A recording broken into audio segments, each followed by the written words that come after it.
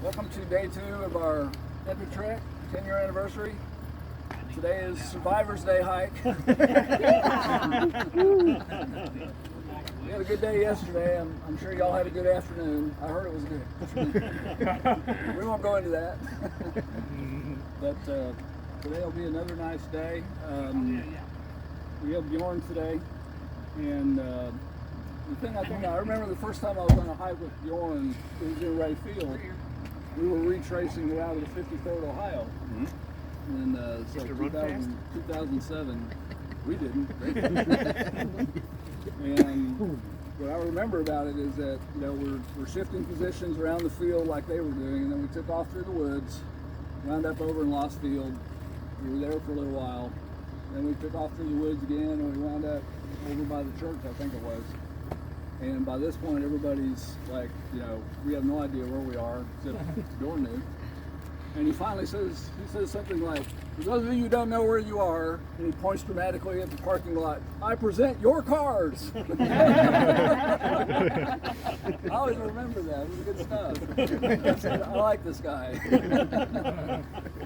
So if you've been on a hike with Bjorn before, you know how good he is, and he has a passion for the subject, which always makes a huge difference.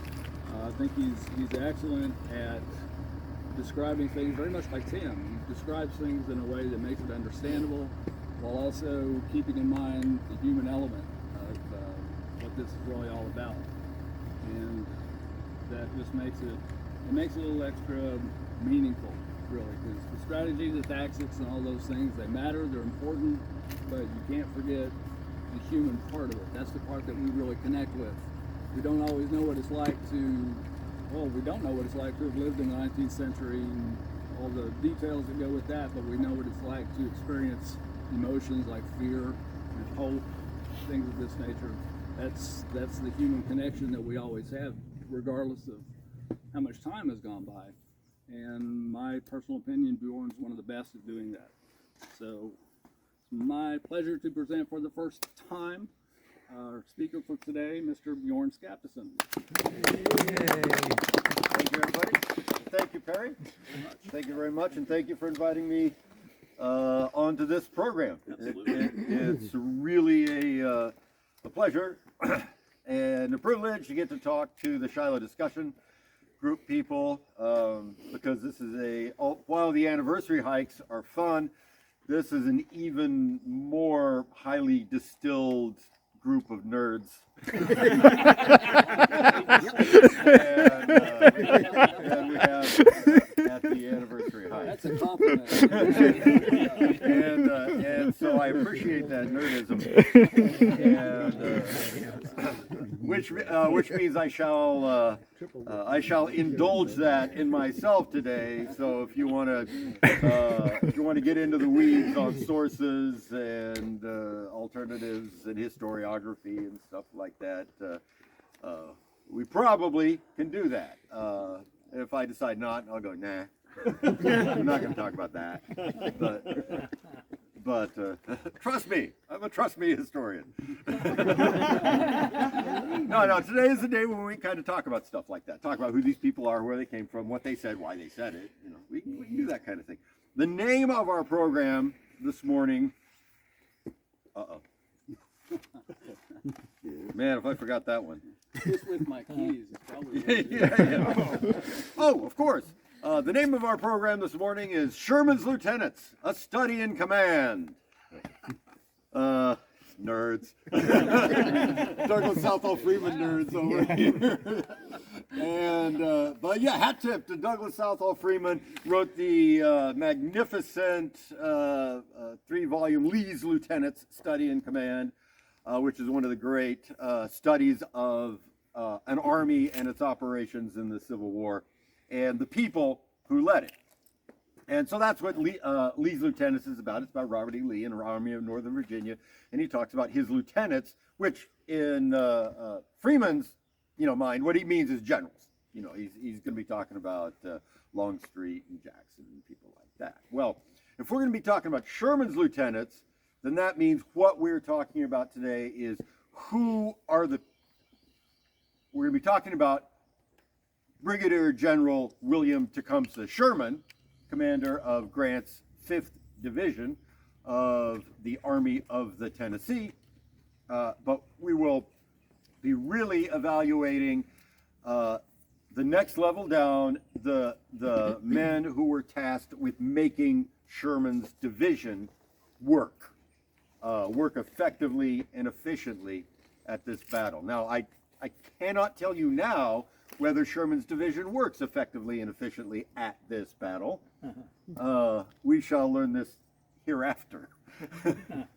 But the idea then is to get to know the people who make the division work, because Sherman's division or Sherman's army, it's nothing if it's just Sherman. You know, he can stand up and give orders all day long if nobody, you know, if people don't or can't comply with them. And so that is what we're going to get at today. We're going to get to know the people who are in charge of Sherman's division. We shall do that by taking a leisurely stroll around Sherman's camps. And that's going to be an important aspect of our discussion today, because this battle occurs in an army camp. In fact, this battle occurs in a city. This battle occurs in a city of 50,000 people. I was thinking on the way down here, maybe this is the biggest city fight in the Civil War. Bigger than Fredericksburg, but it's just that the city's temporary.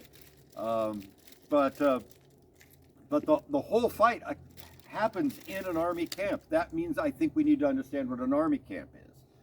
And so we're going to go from camp to camp, and part of the program will be about getting to understand the camps, which is an incredibly important part of the geography of this battlefield. I think we understand, especially from yesterday's walk, geography. But if after yesterday's walk we think geography is holes in the ground and fallen trees and fields and woods, well, yeah, it's that, but it's also the geography that we humans put here on the world that affects the battle. So we're going to look at that military geography of the things that were part of the battle, and they have something to do with the decisions. We will also move through the camps in a way,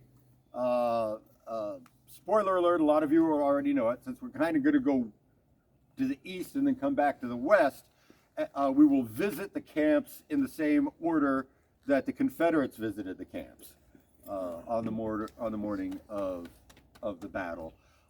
So even though I'm really going to be focused on Sherman's division and leadership, recruitment, selection, and what they did here, who these guys were, we will also, there'll be plenty of opportunity to talk about the Confederate attack and the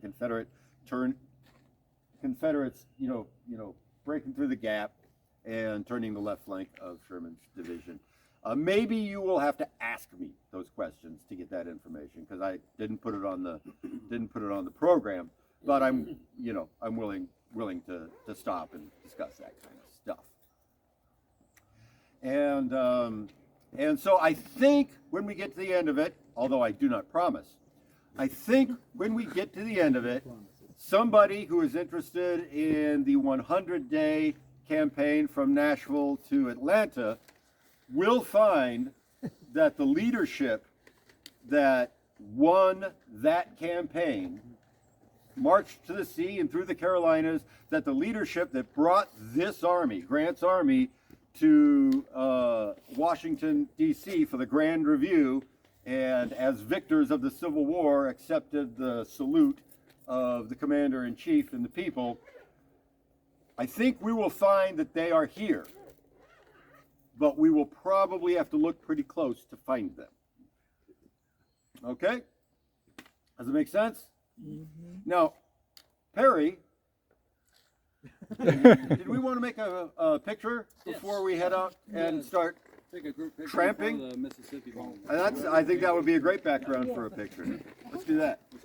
Had more money, had more land they were working, and they had slaves working that land. And so over there, one thing I think I did find is that, and I knew this from other studies, but the economic hub of this area is Hamburg. Pittsburg Landing is the high water landing. Only when the river's booming and you can't go to Hamburg, do you go to Pittsburg. So if you want to find like the economic, social, political center of the community, and it's a small rural community, so that's not, but that's Hamburg, and then the road leading from Hamburg into the, so that's Hamburg and Bark Road is where you're going to find larger houses and the closer you get to Pittsburg, that's more remote. Anyway, that's those. You know, we're talking writ large. That's like the archaeological level of understanding these people. It says, other than some very small stuff, and then a recollection of a little girl that she made in the 20th century when she was an old woman. Elsie, yeah, Elsie. I was just going to ask if there were many civilian memoirs or records. Not really. No. Not really. Although, part of that again, Reed found tons of stuff. And so thank that tornado for blowing it all into, right. into Pickwick Lake. You forget that, how much is lost with something like that. Yeah. So, I mean, one of the things that I know Reed, or in this case, Atwell Thompson did, was the people that were living here in 1890. He did a census of, okay, who was here 30 years ago? You. Okay, tell me what you did. And so they had interviews, and I see secondhand referrals to those interviews. And I remember one of the lost pieces of local information that would have been really great is one of the guys they found was a kid who had a little business building fences for people in 1860. Wow. And in 30 years later, he could tell you exactly the field lines of every single field here because he had built the fences for most of them. So I saw a reference to that. I think it was in Guess Who Found It, Ed Vars, when he was making the historical base map back in the 60s. But to David's original point, yes, compared to other communities upon which battlefields sit, Shiloh's is something of a mystery. Yeah. Speaking of communities, here's a place where communities like Jackson, Ohio, and Portsmouth, Ohio, and the river communities of Ohio transplanted themselves for a brief time and to become the camp of the 53rd Regiment Ohio Volunteer Infantry. And they're going to be the first stop that we make today for our stroll around Sherman's camp. So yeah, look at the area behind me, and you're looking at the home and the community of about 650 people. I think it's 648 according to April 5th muster. Good thing for historians is that on Sherman's adjutants spent most of the 5th doing marking up their business. They're taking their muster rolls and things like that. So we have an instantaneous record of exactly how many people were here, who was on duty, who was sick, and it's reflected in David Reed's. It's printed out in David Reed's book as a grid, and I didn't bring that, but I have a general idea of how many people are in each of these regiments, at least which ones we're having a problem and which ones we're doing well. But about 650 people lived right here. So let's get an idea of what the layout of this place looked like.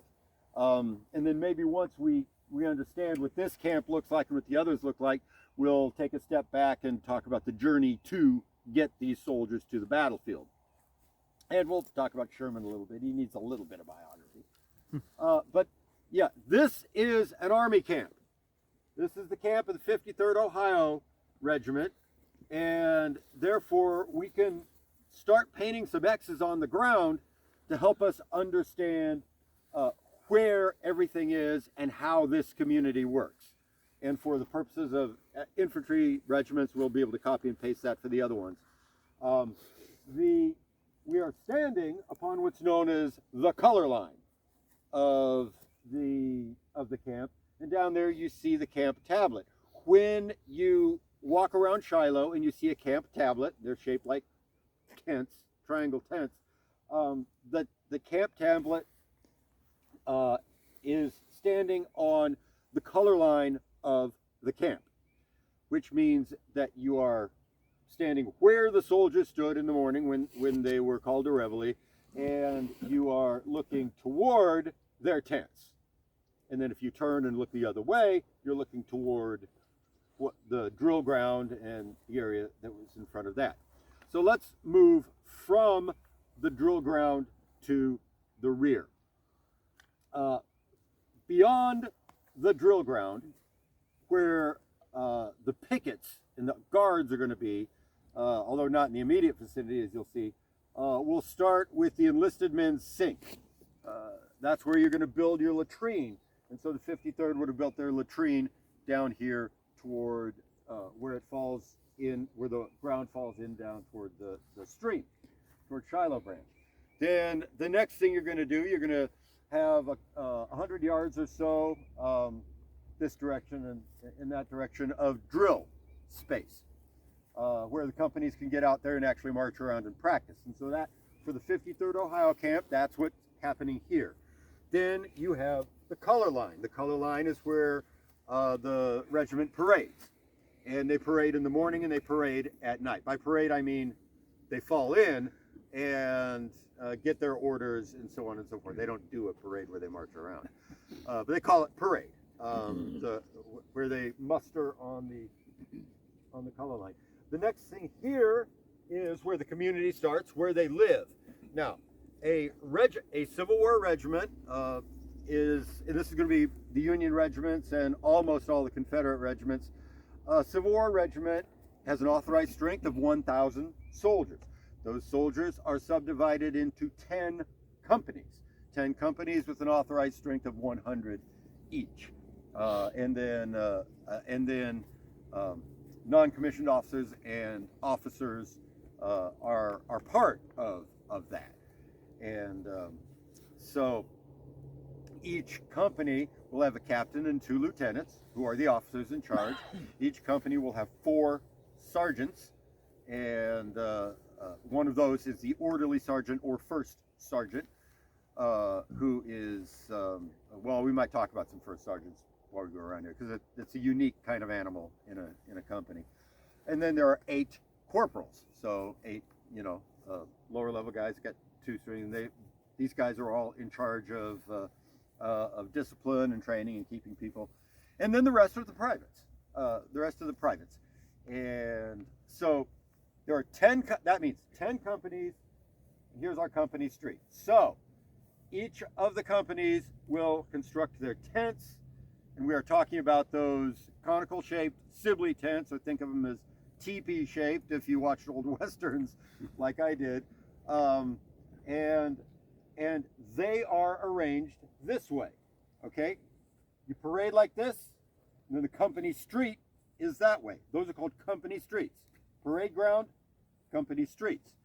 There will be 10 company streets. Along 10 company streets are arranged in a straight line the Sibley tents in which the privates and non-commissioned officers will live. So that's the next thing. And that's the major part of the middle of this field, where the swale is and all of that. That's going to be the 53rd Regiment's company streets and tents. And that's where the life of the privates occurs. And that's where they're going to build their fires and cook and so on. And I didn't bring the pattern right now, but there's a specific number of steps. They measure it by steps. So when they're setting up the tent, you take a number of steps. That's going to be this company. That's going to be that company. That's going to be that company. Now, there's a logic to how the companies are arranged. And I wouldn't normally talk about it too much, but you gave me the whole morning, so.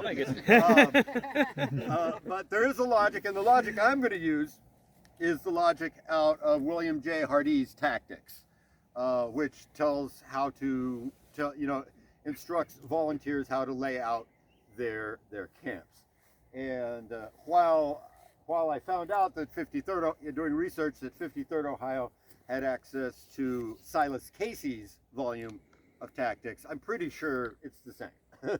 And I didn't consult Casey, I just consulted Hardee. It is the same. It is.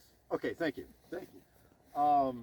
And so the logic is that the companies are going to be arranged in their camp in the same, according to the same logic of how a volunteer regiment comes together. A volunteer regiment. William J. Hardee and Silas Casey wrote tactical manuals based on the idea not that the Army will recruit soldiers and get to beat them on the head until they finally get it, but rather that the Army, that the U.S. would create an army to respond to an emergency, and they would just do it overnight. And that turned out to be a flawed way of looking at military readiness, because there's a huge change occurring between the beginning of the U.S. In 1776 and the Civil War, a professionalism of war. You can't just grab your musket. The Minuteman can't just grab his musket from over the fireplace and run out and fight anymore. War is a profession, and the people don't quite understand that yet. There's a little cadre of, professionals like Casey and Hardee that know that. Okay, so the logic of the camp, we're going to bring it back to the logic of the camp, is based upon the logic that we are going to have to create a regiment out of whole cloth. We're just going to, this isn't a regiment of professionals. This is how we're going to create a regiment of amateurs, volunteers, and turn them into professionals by training. And so the idea is, when the call comes, when the emergency comes, and when the government sets up a training camp, people will begin organizing companies. And I think most of us knows that this is how it happened in the Civil War. So this community will organize a company. 100 guys will come from over here. 100 guys will come from over here. And they'll all come together. They'll all rally on the company, on the training camp that the government set up. In the case of the 53rd Ohio, Camp Diamond in Jackson, Ohio, which is virtually unknown camp. It only ever had this regiment in it, and it's in a tiny, very remote town in the hills there in south central Ohio. As they arrive in the camp, the first company to arrive will start training first. This makes sense, right? Therefore, the first company to arrive ought to be the best drilled by the time all 10 are there. Does it make sense? That's the logic we're working on here. So, the first company to arrive ought to become the company that has the right to lead the parade. Because they're the best guys, right? It just makes sense. That's the logic. So that is going to become the right company. When the regiment marches in parade, meaning they get in the column of formation and they go down Main Street with the flag in front, then the company on the right is in the front of the parade. Therefore, the first company to arrive and the best company in camp ought to be Company A. Company A is on the right. The second company to arrive in the camp, logic would say, would be the second best, because they'd have the second longest time to prepare by the time they went. Therefore, if the regiment parades with the left in front, commonly we parade with the right in front, which means Company A leads. If we parade with left in front, then Company B will lead the regiment. So as you can also already see, when we put these guys in line of battle, they're not going to be A, B, C, D, E, F, G. A will be on the right, B will be on the left. When we are in line of battle, the third best company, the third to arrive, will be the color company. They will get the honor of having the colors with them, and that will be company C. C. Yes. Good news. I'm done walking through that string of logic. Because there is just as much logic for the placement of every other company, but just for trivia, it's A, F, D, I, C, H, E, K, G, B. Wow. It's not Sesame Street policy. Yeah. There is a mnemonic. I use a mnemonic. A is first. The next four are Federal Deposit Insurance Company. The next two after that are second person mail, HE. And the third is the now defunct intelligence agency of the former Soviet Union, KGB. D-I-C-E KGB. Yep. I like that. Wow. But so that's the way it lays out. I'm standing in the company street. You're off on the side. You're in the tents of Company A. Captain Wells S. Jones, Company A of the 53rd Ohio. They were from Chillicothe, in that area around there, in the Scioto Valley. And then it goes all the way down. Also, when it becomes time to arm the regiment, the first companies get the better arms. So, in the case, and this is the case of the 53rd Ohio, if they have mostly smoothbore muskets, then they had Austrian pattern smoothbore muskets. If they have just enough of those 57 caliber Enfield rifles, some guys can get rifles, but some guys get muskets. The A and B, the flank companies, get the rifles. A, because we reason that they're best. They've had longest to drill, and that will mean that they will also be, and the plan is that they will be used for skirmishing duty. So if they go out and they fight, when they go out, if the skirmishers go out ahead, and skirmishers are better with rifles than with muskets, then A and B will, so A and B in the case of 53rd Ohio get the Enfields, the rest of them get these imported Austrian pattern muskets. Okay, so we've talked about the guys. Now let's get all the way to the back of the camp. After the guys are the tents of the officers, and that's the company officers are there, and then also staff officers, and then a little more toward the woods would be the field officers, the colonel, the major, the lieutenant colonel. Beyond that is going to be the animals and the hay park, because there are a lot of animals in an infantry regiment. There are a lot of animals in an infantry regiment. Now, General Sherman will later cut those animals out of his order of battle as much as he can. But according to Hardy and Casey, and the life they're trying to live here at Shiloh, every company gets a company wagon with a 6-mule team, maybe a 4-mule team. I guess it depends on how many mules you've got. But so all 10 of the companies have 4 to 6 mules.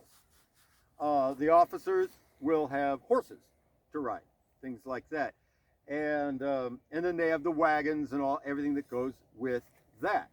So imagine 60 mules are part of every regiment. So reveille is pretty fun, isn't it? Wake up to that music. Wake up to that sweet music. And then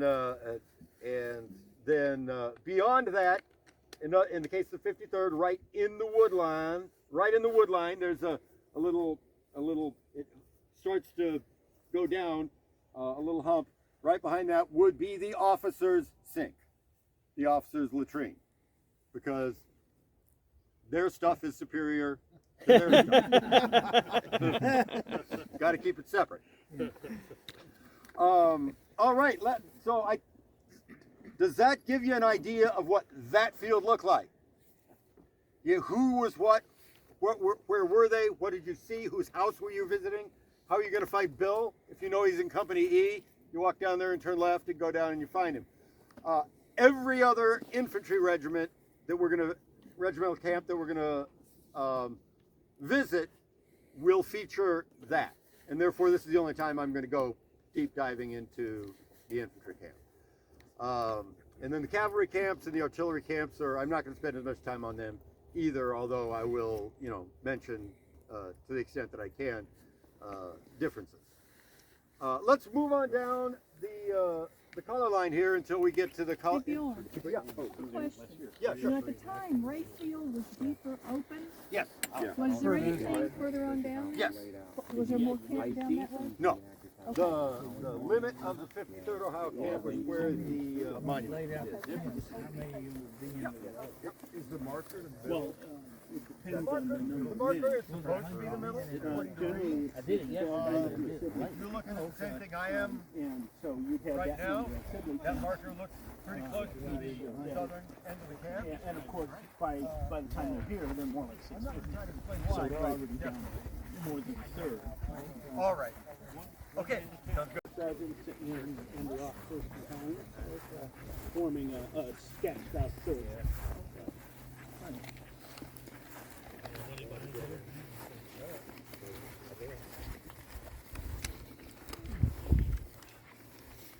All right. So here we have the camp marker of the 53rd Ohio Regiment. And it tells us that their first place in line of battle was at the left end of their camp. The logic of placing monuments on the battlefield, as most of you probably know, is that the monument is at their first place, their most important fighting of the battle. And you see the 53rd Ohio Monument right there. If, like me, this seems pretty close to that, compared to the fact that this should be in the middle, yeah, I agree. And I don't know. But this is the color line. I don't think, I could be wrong, I don't think this is Company C. I think Company C is right there. And Company A is where we started, and I think we're near Company B right now. But here it is, just the same. And I'm not saying I'm right and it's wrong. It's probably right and I'm wrong, but I don't know why. Have you ever pasted by the manual?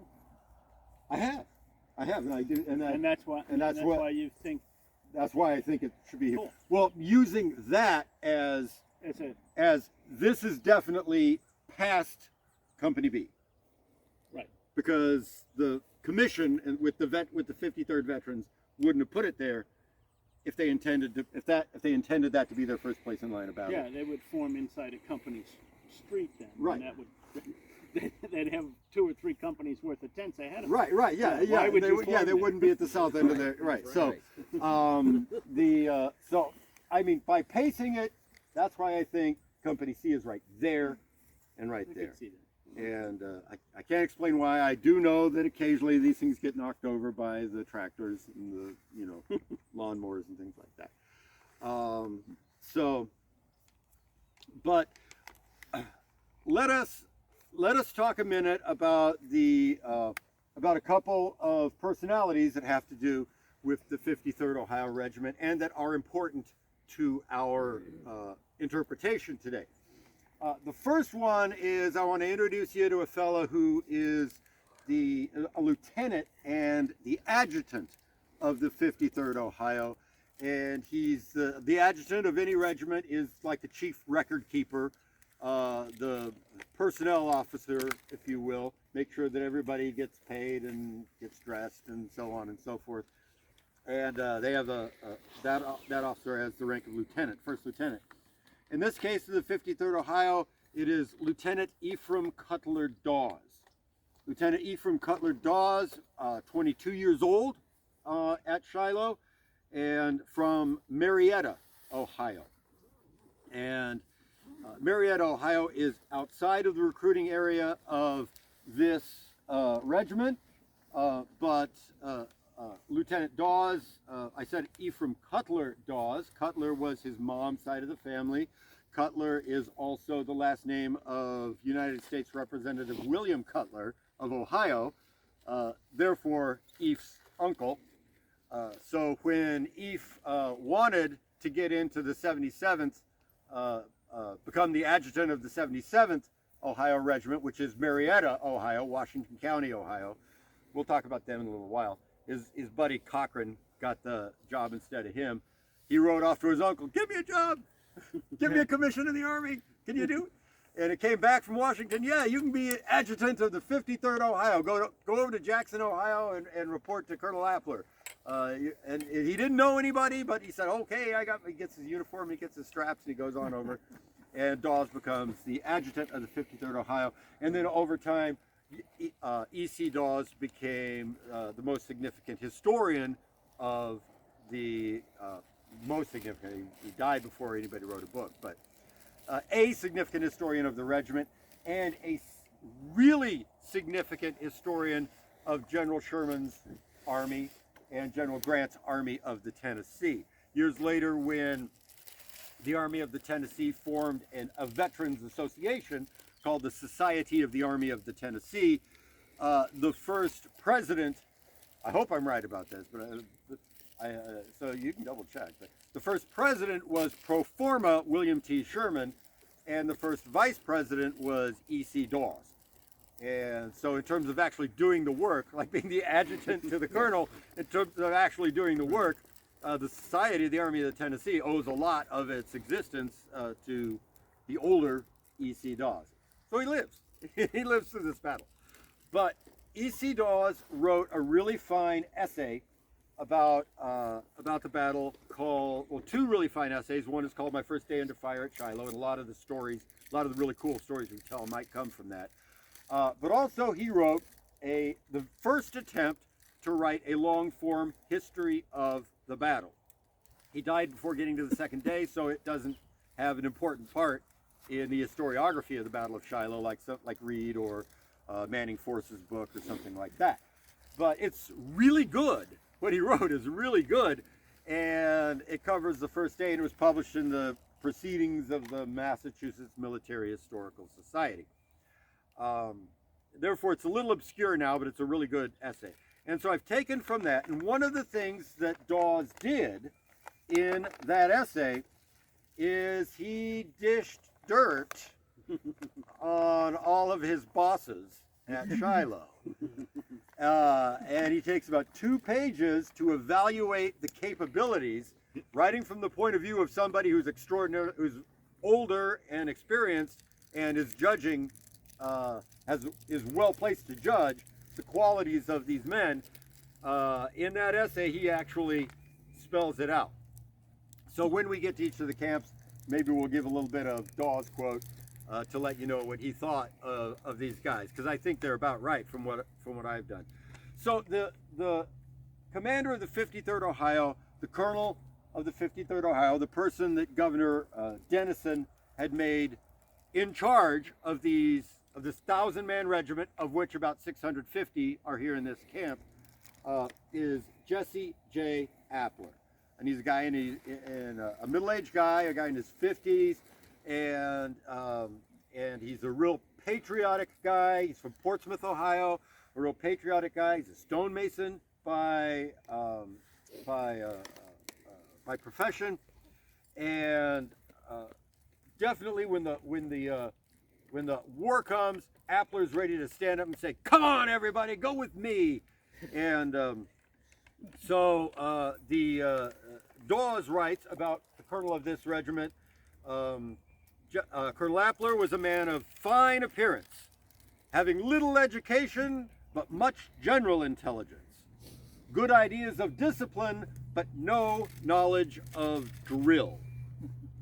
In some way, he had obtained a reputation for desperate courage that induced some parents, when the regiment was recruiting, to refuse to allow their sons to enlist in it. General Sherman was much pleased with him at their first meeting, and before leaving Paducah, had promised him a brigade at the first opportunity. his worst military failing will appear in the course of this narrative. I think that's what the vaudevillians called the slow burn.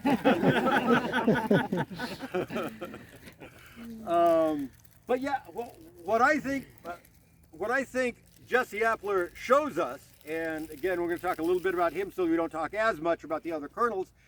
This was the man that we Americans expected to lead regiments and win this war.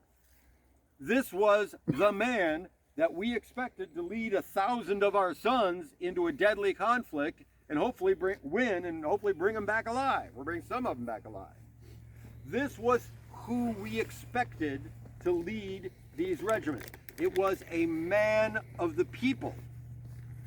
A man of the people. And I'm not just going to say a politician, although this guy's obviously a politician, because we go, we're a politician. But the man of the people was an incredibly important figure in American society in the 1860s, North and South. Let's take, for example, James Fenimore Cooper's writings, and he writes about the leather stockings stories. Well, there's this guy, right? Leather stocking. There's this guy, and he's got all these stories to tell. But he's the old man. He's the city father. Now the city exists. Look at all this, what we did, and this is the guy that started us. This is our city father. This is the guy with the great common sense. This is the judge not the judge, but the justice of the peace that we went to to figure something out for us, because he had the common sense, and he killed a bunch of deer, and he carved this community out of the howling wilderness, right? That's what Americans thought of themselves. And some of that had happened, of course. And people like Appler were like that. Gosh darn it, he didn't have any education, but he had common sense, and he could make a good decision, and he could build this community with his hands. And that's all very laudable qualities, and I argued that none of them contribute to being a good colonel. Okay? Now, they would have argued with what they thought was plenty of evidence. No, this is exactly who we need. And we do not need these professional West Point trained nerds telling us what to do with our community regiment, right? And so as a type, you're going to see Jesse Appler all over this battlefield. You're going to see Jesse Appler all over. As a type, you're going to see Jesse Appler all over this battlefield, because this kind of guy is exactly the kind of guy that they thought was going to save the Union and win the war. And you can turn that coin over and see plenty of Jesse Applers coming up from the South in the front of their regiments as well. We're just talking about Sherman's lieutenants. Preston Pond. So let's get to the action. I mean, are we warm yet? It's starting to get warm out here. Sun's nice. So let's get to the action and walk around. Let's start punching John. Find out who hit who. So, April 5th, 1862, having brought his regiment down here to Shiloh, William T. Sherman has arrayed his division down here to Shiloh. William T. Sherman has arrayed them across the landscape. He brought them down here on the 16th of March, 1862. And that's when they first arrived here. I'm not going to go into the dirty details of that. But as Tim explained to us yesterday, the important thing about this plateau is it's a cul-de-sac bordered by water on the east, water on the west, some water on the south, water in the north, and a narrow entrance to the cul-de-sac to the southwest. The roads went through that narrow entrance. Those roads must be guarded. And therefore, the first soldiers to arrive here, and they were Sherman's, it's Hurlbut's division, but then Sherman's division came up, went to the front, and Sherman became the outpost for the division, which means that he took most of his division, he put it on the main Corinth Road, which is right over there. And then he took some of his division, his second second of his 4 brigades. 4 brigades, 3 infantry regiments per brigade. Just want to make sure that we're all still in. So one of his brigades, the one we will not talk about, guards the Hamburg to Savannah road. Yeah, I know. I wish we could talk about Dave Stewart. He's as fun as Jesse Appler in his own way. He's a great character, isn't he? Yeah. He's a Chicago man, just like me. But they're guarding over there by the Hamburg-Savannah road. The rest of the division covers the main Hamburg to Corinth road, which is the answer to the question we don't need to ask today: why was David Stewart all the way over there? But I know a lot of you think about that. What's David Stewart doing? What's the whole division doing between Sherman and his 2nd Brigade? It's because when they arrived, Stewart went there, Sherman went here, and then Prentiss filled in the difference between. And they just never got around to changing that. They would have, but They were starting to. they were starting to. On Yeah. April 4th or 5th, isn't there orders issued to reorganize all the artillery? Yes. Yes.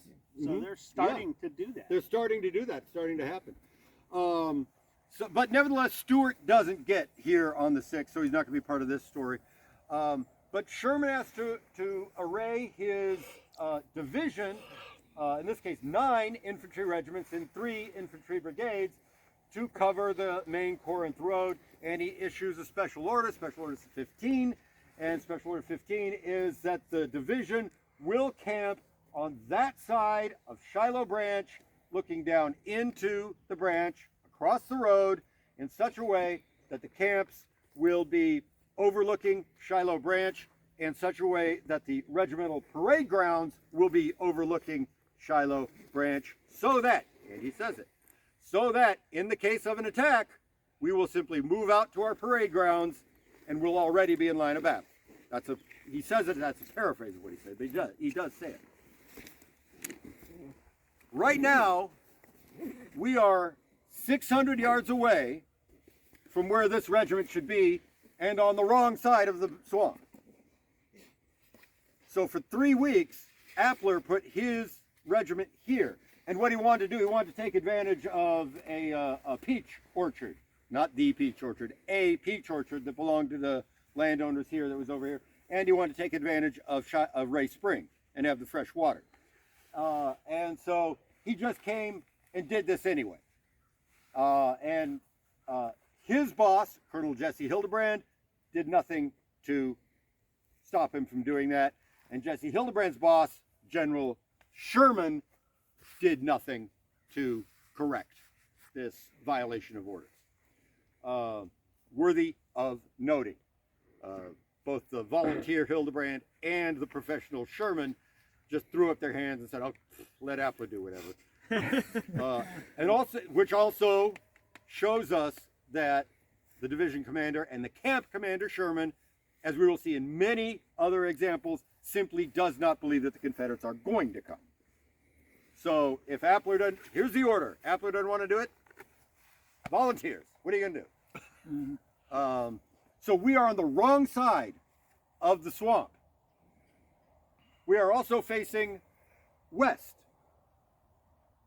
Hamburg Corinth Road goes basically southwest to northeast. So in the event of the Confederates attacking down the Hamburg Corinth Road, they will come from that way, right into the flank of the 53rd Ohio. And we are facing the wrong way. If that were to happen. Again, nothing is done to correct it. Appler's doing his own thing. It's like what Dawes says about him. He has a good idea of discipline, but no idea of drill and no appreciation that any orders should be followed except his. And, you know, his regiment should follow his orders, but he should get to do whatever he wants. And these guys don't stop him. His bosses don't stop him. They're volunteers. What are you going to do about them? Which brings us to the 5th of April, 1862. Things are happening out here. Lots of shooting. There'd been a skirmish on the 4th of April. And everybody seems to sense that the Confederates are coming. And the lower down you get, privates, corporals, lieutenants, sergeants, they all seem to think that the Confederates are coming to attack the camp. All of them are coming to attack the camp.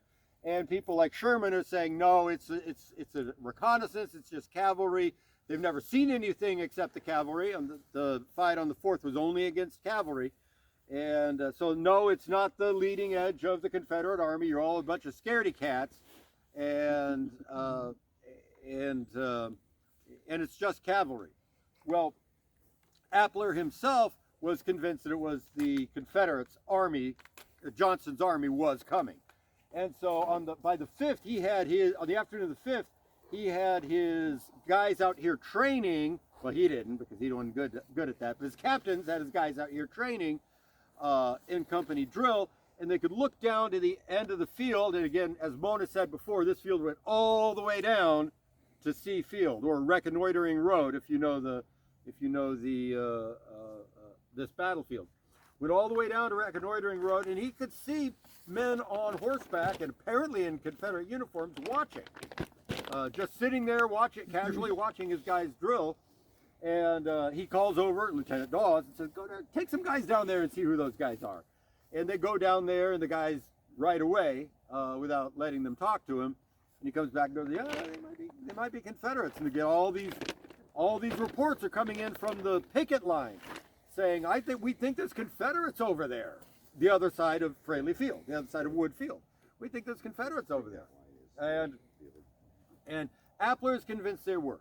He sends to Colonel Hildebrand, I think the Confederates are out there. Colonel Hildebrand can't be found. The messenger goes to General Sherman.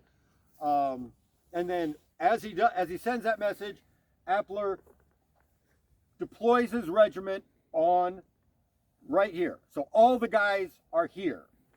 Well, the lieutenant colonel, I'm right about this. I'm pretty sure, but it could be the quartermaster. But the lieutenant colonel, Robert Fulton, rides to Sherman, and Fulton and Appler already don't like each other. You know how that happens in regiments. Yeah. Fulton rides to Sherman and tells Sherman, Colonel Appler says there's Confederates out there and he's got his guys all ready to go. To which General Sherman replies to Colonel Fulton, "Tell Colonel Appler to take his damn regiment back to Ohio. There are no enemy closer than Corinth." And that is a story that we all repeat. Historians all repeat that story, right? We've all heard that. And that's from one of Dawes' essays. Although you see it verified in other quotes. But take your damn regiment. Whenever we tell that story, we paint a picture of Sherman hectoring Appler and saying, "Take your damn regiment." No. Appler's here, ready to fight. Fulton is with Sherman. Sherman tells Fulton, tell Colonel Appler to take his damn regiment back to Ohio. So let's not think about it as hectoring. Let's think about it as sarcastic Uncle Billy, who we all know, that character, saying to everybody around him, the staff, "Tell Colonel Appler to take his damn regiment back to Ohio. There's no Confederates anywhere near here." To which Lieutenant Colonel Fulton says, "I'll do that." He returns again. Fulton didn't find Hildebrand. We're not talking about the boss here. We're talking about the boss's boss. Fulton rides up to Colonel Appler with the regiment all deployed here, and announces at the top of his voice, General Sherman says, "Tell Colonel Appler to take his damn regiment back to Ohio. There are no Confederates closer than Corinth." At which, in the essay, Dawes writes this most compelling and important statement: "The regiment laughed at Colonel Appler's expense and broke ranks without order." Whatever happened here on the 6th of April, Appler lost his regiment on the 5th of April. And while Appler had many qualities that are not good for being a colonel, and he exhibits them on the battlefield, I declare he was stabbed in the back by his commander the day before the battle even occurred. Or more directly By his direct Yeah. subordinate. Yeah. Right. Yeah. So we saw. who might be thinking of a colonelcy in his You future. might, yeah, if this guy's no good, he may. If Appler's no good, he probably should go home, and then I should be in charge. How many regiments have we seen American politics transplanted to? I can think Right. of a dozen. Yeah, I can think of a dozen too. Yeah. So we're seeing that carried out right here. Appler, not only is Appler going to be in a very difficult situation the next day, he already knows that he's in Dutch with his boss, and his immediate subordinate is gunning for him, and his men think he's pathetic and ridiculous. All because he thinks the Confederates are going to attack. What a notion. And wants to take security against that. On the 6th, Appler does not sleep the night of the 6th. Now he's wound up. Now he's nervous, and he's a nervous guy. And now and finally about 4 o'clock in the morning, he rolls Dawes out of his tent and says, "I want someone to go down there and look for the Confederates." And so they get a, gosh, if it was Vietnam, we call it a listening post. But they got a bunch of guys to go down to the end of the field and just sit there and listen for Confederates. And they come running back in and they say, "Yeah, there's people marching back and forth down there." And if that was 4 o'clock, they probably heard Major Powell taking his guys out. And then because right after that, pow, pow, pow, pow, pow, it's on. The battle's on. And now Colonel Appler doesn't know exactly what to do. He forms up the regiment. He sends to Colonel Hildebrand. Colonel Hildebrand sends a message back saying, "Don't worry." General Sherman sends another message over here. That message being, "You seem to be really scared over there." Nothing else. He asks Sherman, "What should I do?" The reply, "You seem to be very scared." By the time the sun starts to come up, the battle is getting closer, and nobody's replying here as far as from Appler's point of view. Now we're talking. And he sends a company to support his skirmishers, and to support, it's not skirmishers, the pickets, support the pickets. That company comes back immediately. "What's going on out there?" The captain says, "The rebels are out there thicker than fleas on a dog's back." Okay, what are we going to do? We haven't done anything yet. The sun is coming up. The battle's coming closer. I've got no orders. Finally, Appler decides, I'm going to do this on my own, and he orders the men who have been on the parade ground this whole time to march to the left of the camp, turn, and go down there. It means they're going to file to the left. They're in their line of battle. They're all just going to go march this way, and when they get to the end of there's going to be an officer here at the end, the Sergeant Major, Will Stevenson, will be here, and he'll be going, and then they'll all turn, and they'll go this way and deploy like that. Now they are deployed, so let's walk over here now.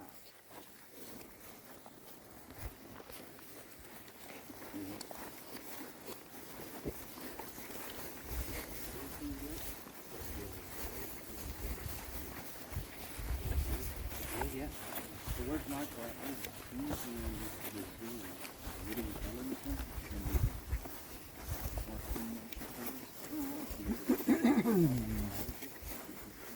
See, compared to what Tim did, this is kind of micro, right? Tim's talking about Colonel Pond and General Hardy. I'm talking about Colonel Appler and Lieutenant Colonel Fulton and Lieutenant Dawes. Okay, so now he finally gets them redeployed here. They're not good soldiers. They're not well trained. But he finally gets them lined up here facing this direction, and sends more begging for more instructions. What he's done, of course, is he's moved his regiment even further from the 600 yards between here and what Sherman had intended to be the main line of resistance. But now they're way out here, and they're finally arrayed right here, and they're looking to the south, and across that long narrow field they can see Confederates coming from this side Confederate regiments coming from this side of the woods, entering the field, crossing the field, and disappearing into the woods over there.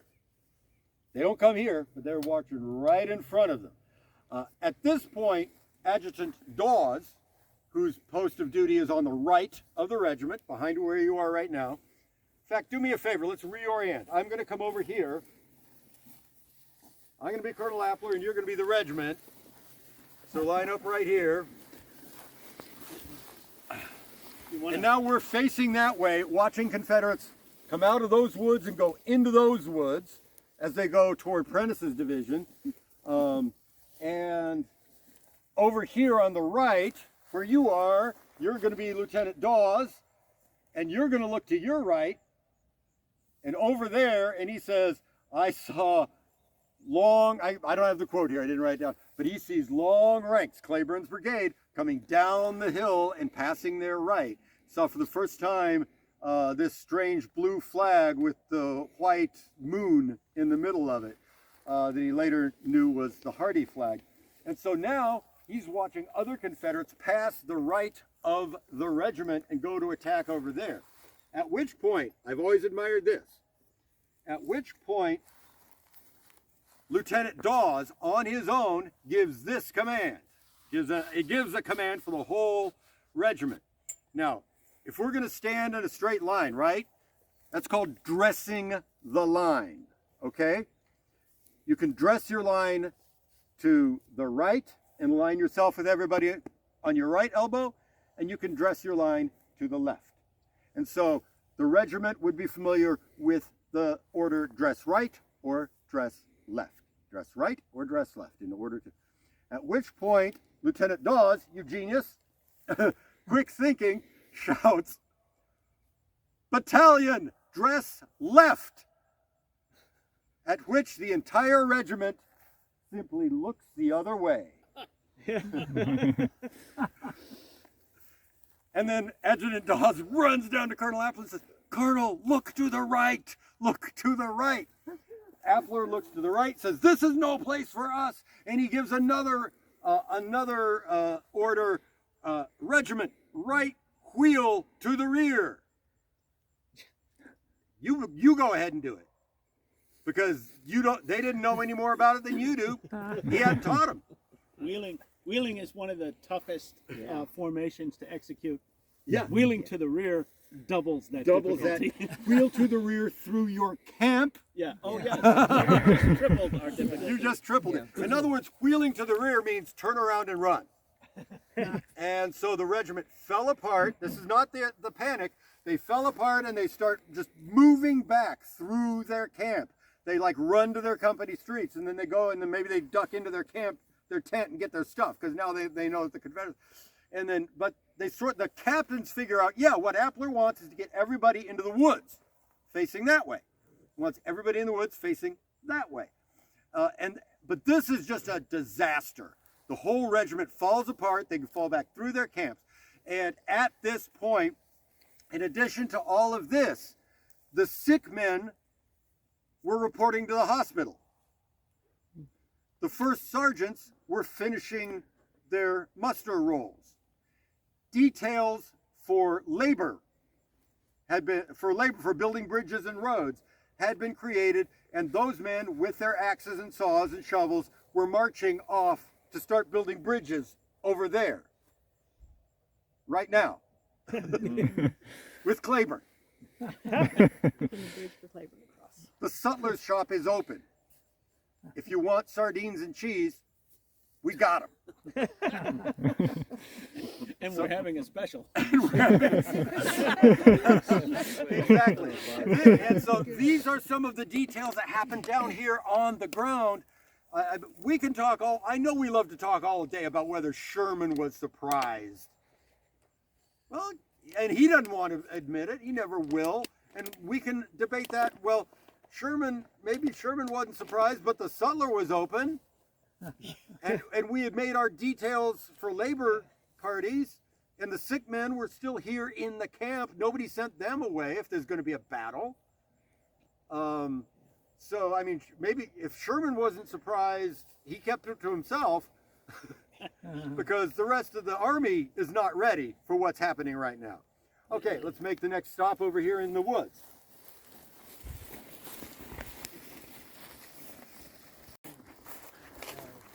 The relationship to Rufus Dawes of the 6th Wisconsin. Brother.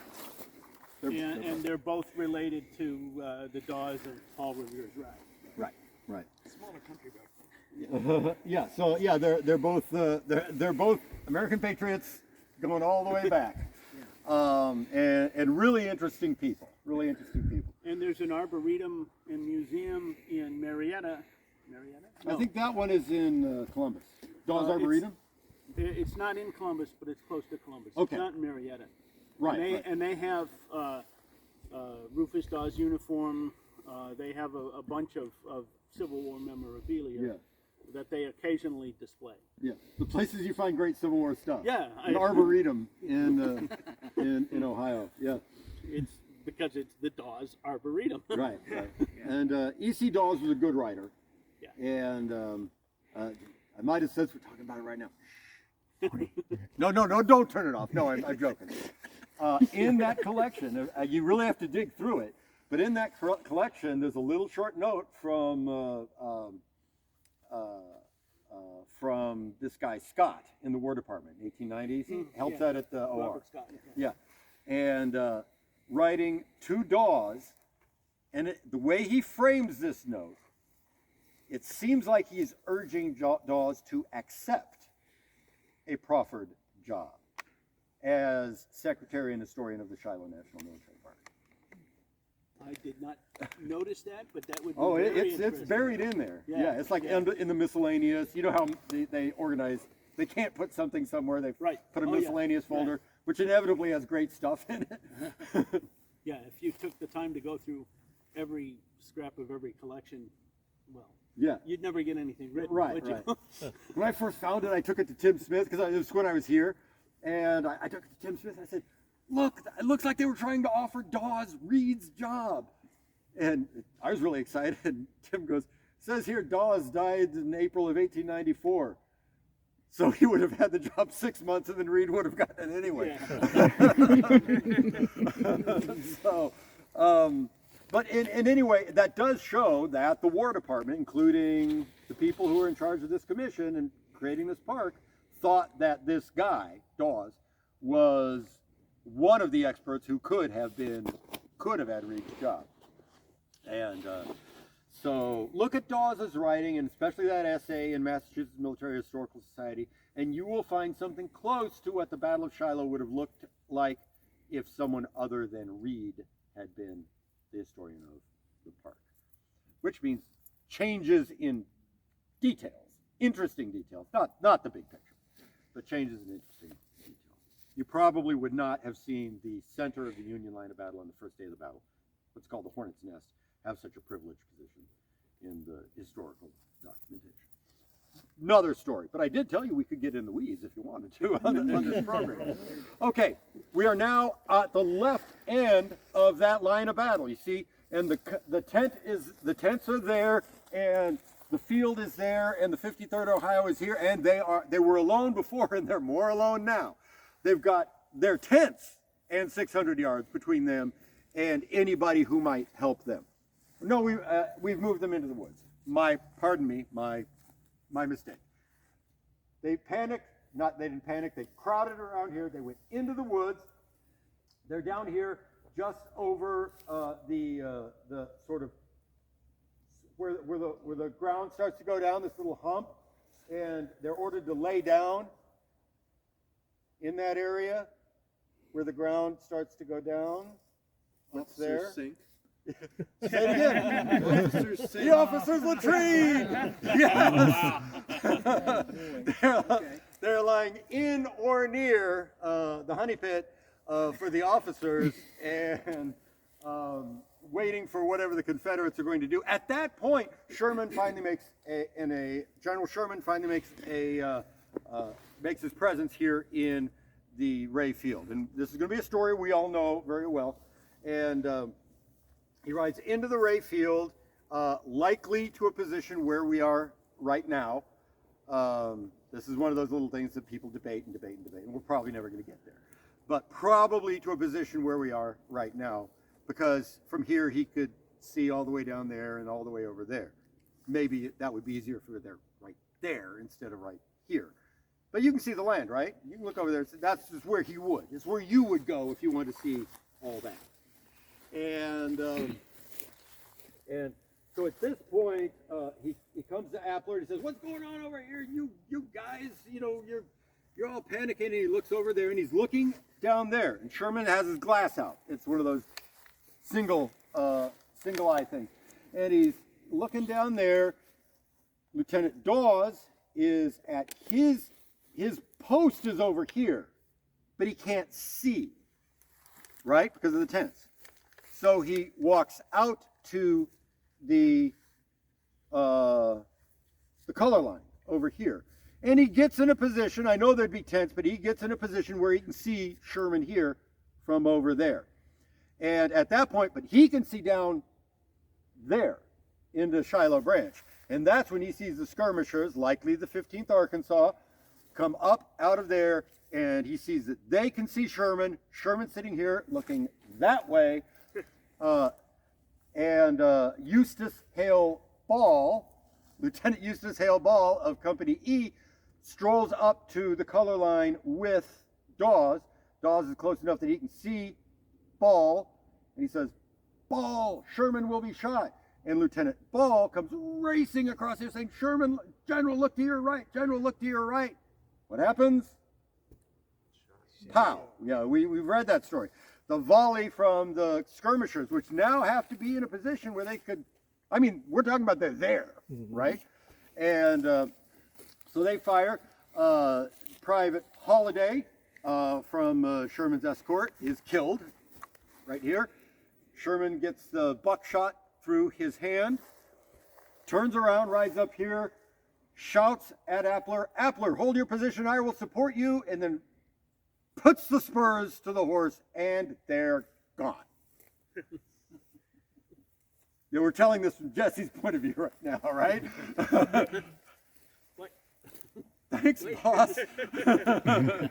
and I might add one more time, Jesse Hildebrand, the colonel and commander of the 3rd Brigade, has made no appearance at this position. It's Sherman, blank, and Appler. And so at this point, let us stand here in the wood line, and maybe Appler walks out here where he can look to the right and the left.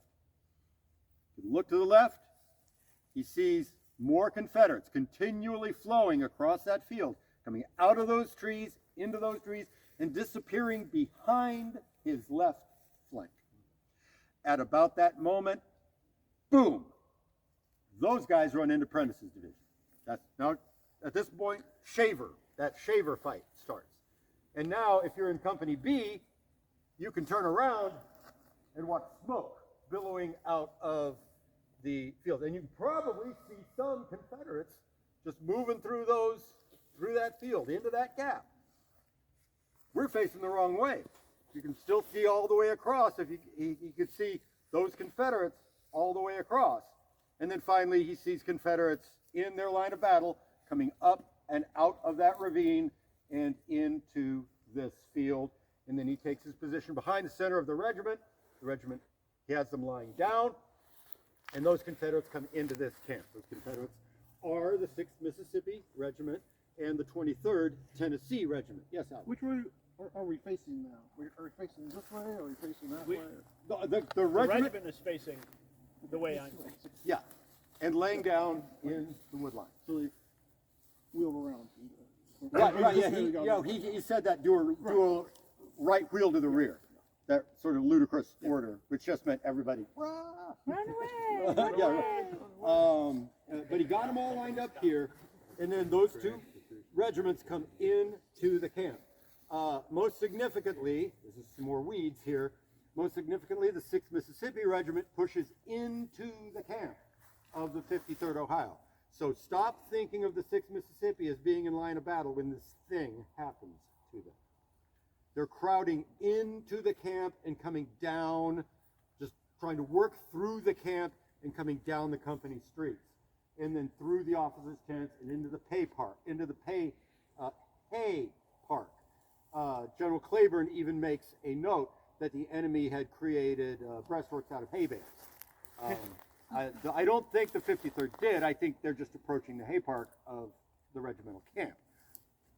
And the regiment is lying between, on the ground behind those hay bales.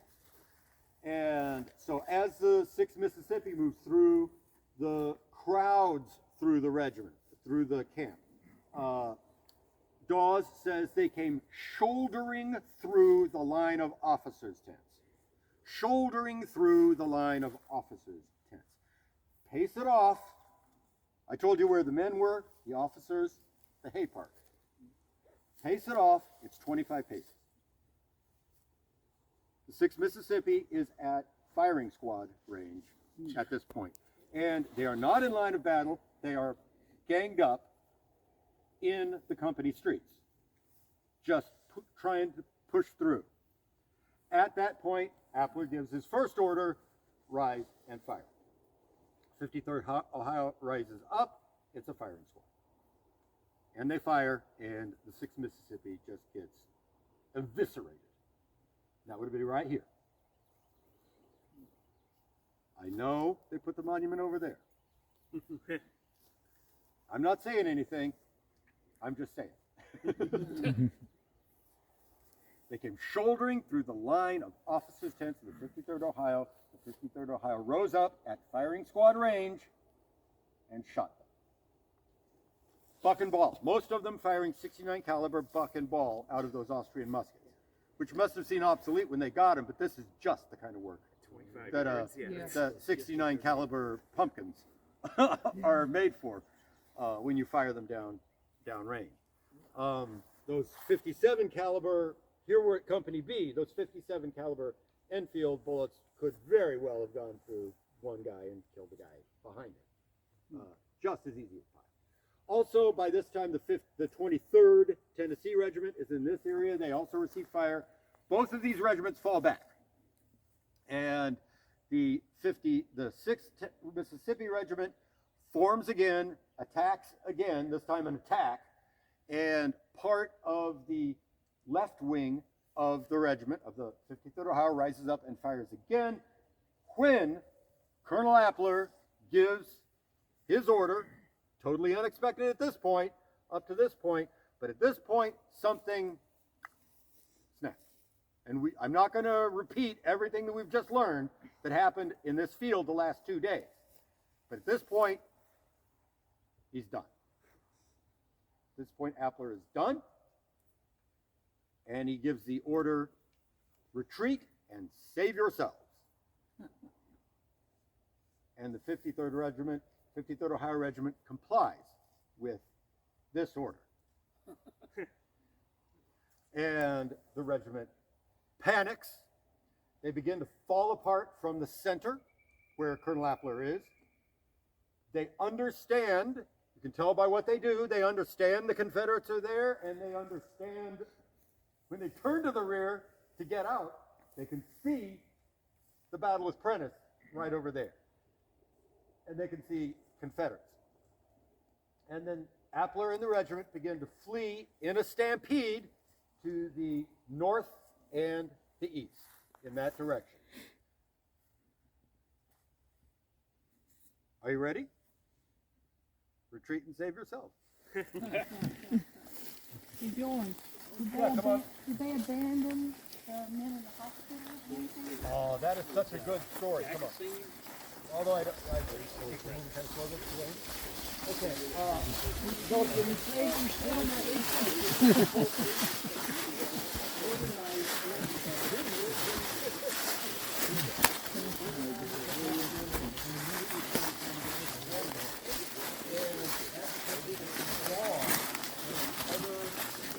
Are we walking through the stream now? Watching what shape? Are we walking through the stream now? Yeah. sent them to the hospital and said, help certain case. And so these men, the contrabands, if you will, the hired servants, became Quartermaster Fulton's little corps, his little team, and they loaded 150 sick from the hospital into wagons, and they got them out, and they got them to Pittsburg Landing, and they lost nobody. That And was so- before all the action down in here. It was while it was all going on. wow. While it was all going on. So Quartermaster Joseph Fulton, brother of backstabbing Bob Fulton. Backstabbing Bob.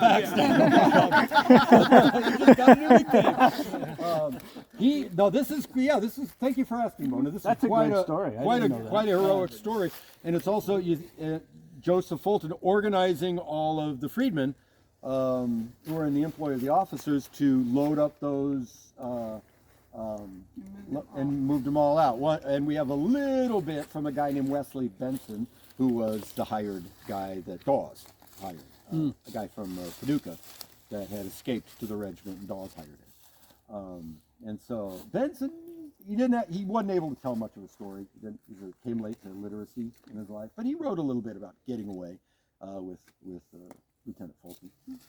And so they rescued the sick. And Waterhouse hasn't really made much of an appearance yet, has he, at this point? Well, Abbott did his thing. I just didn't tell the story. You know, I was kind of wrapped up in Appler right here. But Abbott came up and fired 2 shots and then went to the. I figured at about 11.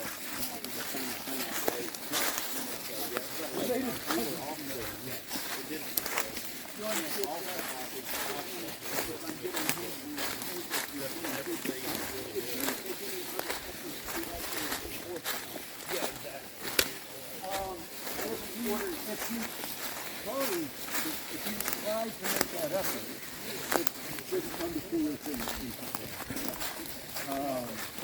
Nothing ever happened from German headquarters. I've never known of any orders to Hildebrand to move forward. Because leaving Appler here is a very poor decision. Right. And I think it tells us, it has to give for Sherman, actually gives us what he knows in the middle. Right. Because and this is clearly, based on how he treated Appler, I think his clearly says he's still totally in the thrall of his infantry notion until somebody shot at him. And only then did he say, no, I think that one day he had to, my God, my God,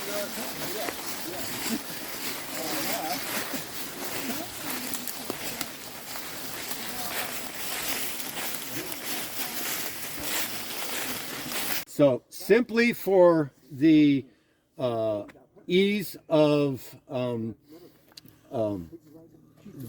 navigation, we need to find the path, right?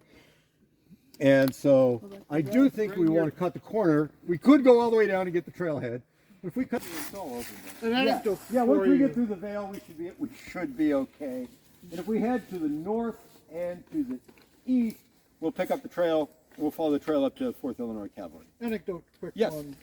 If you've seen the Battlefield Detective Shiloh show, they portray Sherman getting shot.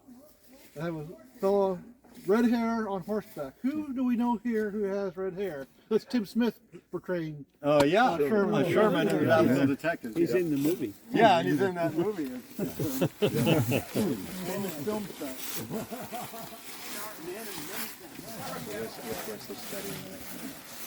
Visual media. He wants to go into film work. Okay.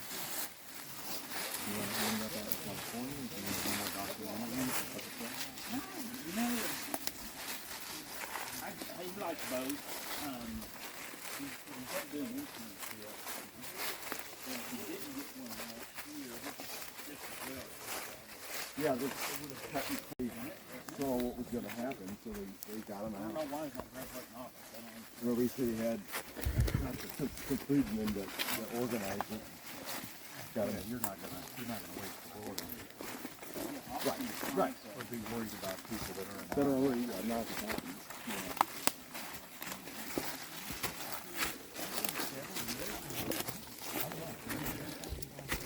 Yeah, see.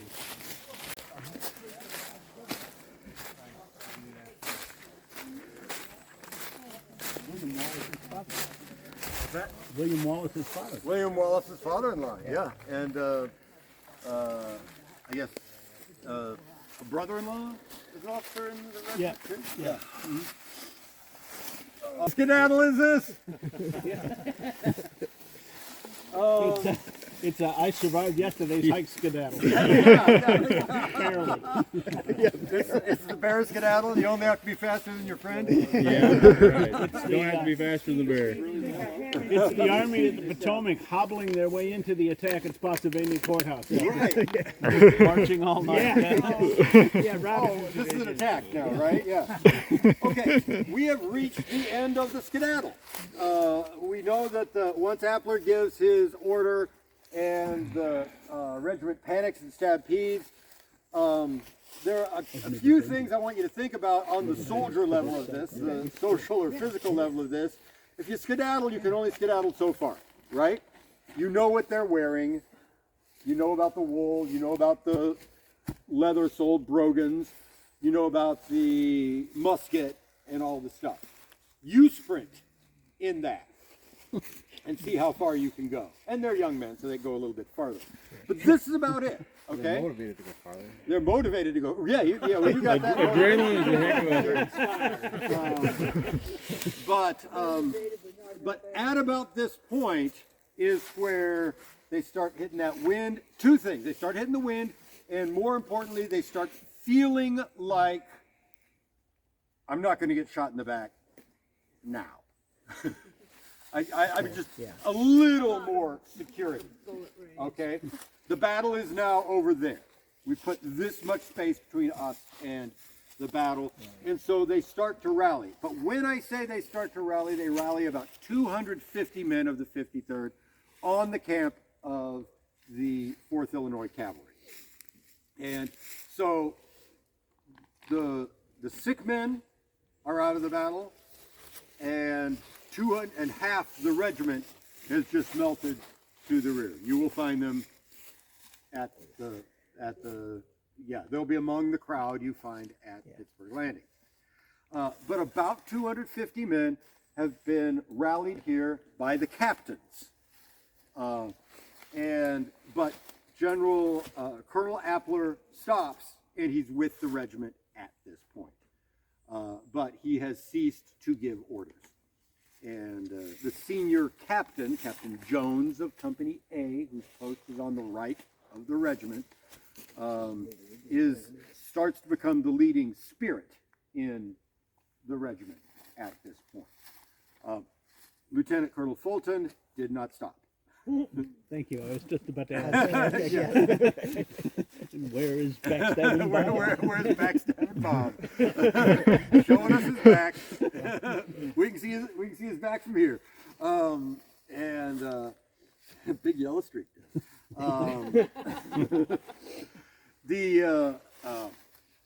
But they manage to rally here. But it's the captains now that are rallying the companies. There's nobody in charge of the regiment. Well, there's just one field officer, and he's a lieutenant. It's you know who. It's Lieutenant Dawes. And Captain Jones, Captain Wells Jones of Company A, is pretty much in charge. There is testimony, and this is one of the questions of who went where when that's still unresolved. There's testimony from the 53rd Ohio that we retreated around the flanks of the 49th Illinois Regiment. We retreated along. Now that's Wraith's Brigade. They've got a camp down here on Hamburg Purdy Road. Their story is the story where they're still rolling around their camp at 7:30 in the morning, and somebody rides up and goes, "They've been fighting out there for an hour." The unresolved conflict here is every report of the 49th Illinois says we formed up on our camp and the enemy attacked us immediately. Pretty consistent about that. I'm telling you, I can't resolve it. Unless when they say we formed on our camp and the enemy attacked us immediately, they meant we formed on the camp, marched to the top of the hill, and there the enemy attacked us immediately. Because it would only be 300 or 400 yards. Don't some of Wraith's regiments come down? They sure do. Yeah. Those other three make the counterattack. Yeah. But the 49th I hadn't realized consistently says we formed on our camp and we were attacked. Huh. And there's a report. You know, Colonel Phineas Peace makes his report. That's basically what he says. But it's like everybody else that ever joined the 49th Illinois never wrote anything more than one sentence. Yeah. That we just got attacked. I even found like a diary, like a daily diary, and he said exactly that. He had 2 lines. He said, "Well, we formed on the line, we got attacked." Some of them, I've even seen people say, "Well, like they formed on the color line." Well, the color line faces Hamburg-Purdy. So they'd have been facing toward Pittsburg. And they had to at least say when they formed on the camp that they went to the rear of the camp and fought there. But the 53rd Ohio remembered seeing the 49th Illinois about here, and it's hard to put them there if you're a historian of Shiloh looking at it in the larger. That's very interesting. Based on what we have, yeah. The 4th Illinois Cavalry. We're not going to do the camp thing again. I think you understand camps. Other than for this one, add 800 horses to all of that. We would guess that the horses are not well-trained horses. We would guess that well-trained horses do not love cannon fire as far as what's going on around them. And so in that, from the very first moment, you're going to see illustrated on the tactical level what is said over and over again. The cavalry regiments did very little at the Battle of Shiloh. And indeed, the 4th Illinois Cavalry, as soon as they could get on their horses, they weren't here anymore. I can't tell you where they went, but by the time the 53rd Ohio got here, there was no 4th Illinois Cavalry here.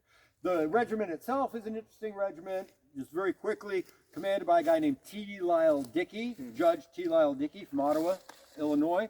And he is father-in-law to General W.H.L. Wallace, William Hervey Wallace of commanding the 2nd Division, and who will die dramatically in the later part of this battle. And Dickey, who is waiting for her husband at on the steamboat at Pittsburg Landing, is the daughter of T. Lyle Dickey. Also, in terms of, David mentioned before how closely politics are involved with all regiments. And if they're involved with all regiments, that means they're involved with the Army. That means that we cannot say that military history is just military history. It's all politics, right? Judge T. Lyle Dickey is also a person with no military experience, but he has a lot of political experience helping people vote for Abraham Lincoln for president and Richard Yates for governor. Therefore, he gets to be colonel. Eagles descend on his shoulders. So the eagles descend on his shoulders. And he doesn't do much at Shiloh, so there's not much to say. I think Dickey turned into an okay colonel. He did not stay. He did not stick with the Army. Also, very importantly, the lieutenant colonel under Dickey is a guy named Bob McCulloch, one-armed miller from runs a mill and has one arm. Cause and effect. I don't know if that's how it happened, but it was like a farming accident or a mill accident or something like that. But Bob McCulloch is no, it's William McCulloch. Black Bob McCulloch is the Confederate. Yeah. William McCulloch. Yeah. He will die in December of 1862 at the battle, die heroically, at the Battle of Coffeyville, Mississippi during Grant's Overland Campaign. And when his daughter, Fanny, has a very difficult time recovering from the grief and seems to be in real psychological trouble, Abraham Lincoln pens a condolence letter to Fanny McCulloch, which is one of his 2 great condolence letters that comes down through history of Lincoln's great writing. The other one, of course, being Mrs. Bixby with the 5 sons who were killed, supposedly killed, in That one, Saving Private Ryan. That one got read in Saving Private Ryan. You guys saw that movie. But the other great condolence letter that comes down from Lincoln that is taught is the letter to Fannie McCulloch, who's the daughter of Bill McCulloch, who was here, and then later went on to and was killed at the Battle of Coffeyville. Okay, that's as far as we're going to get with the 4th Illinois Cavalry. Again, to remind you that this is a city. This is a city. Copy and paste all those tents and put them here. And when the fighting rolls through here, see Confederates right there. We're not going to do that. You see Confederates right there. When the fighting rolls through here, they're rolling through a camp. Actually, that is a Confederate tablet that, in part, interprets a friendly fire incident. So think of all what we know about the friendly fire incidents and the blue suits and the gray suits, and add tents. Yeah. And add hay parks, and panicking horses, and screaming, wounded, dying horses and mules, and the whitish blue smoke over the landscape. So I can hardly see you. Dave, I have a question. First of all, this is Lost Field, right? We are in the Lost Field area. Thank you. Yeah. Water is vitally important for any camp. Yes. And much more so for artillery and especially cavalry. Okay. Where's the nearest water source to this camp? down the hill. Just right down the hill? The nearest water, yes, thank you very much. The nearest water source is right down the hill, convenient to these horses. Yeah.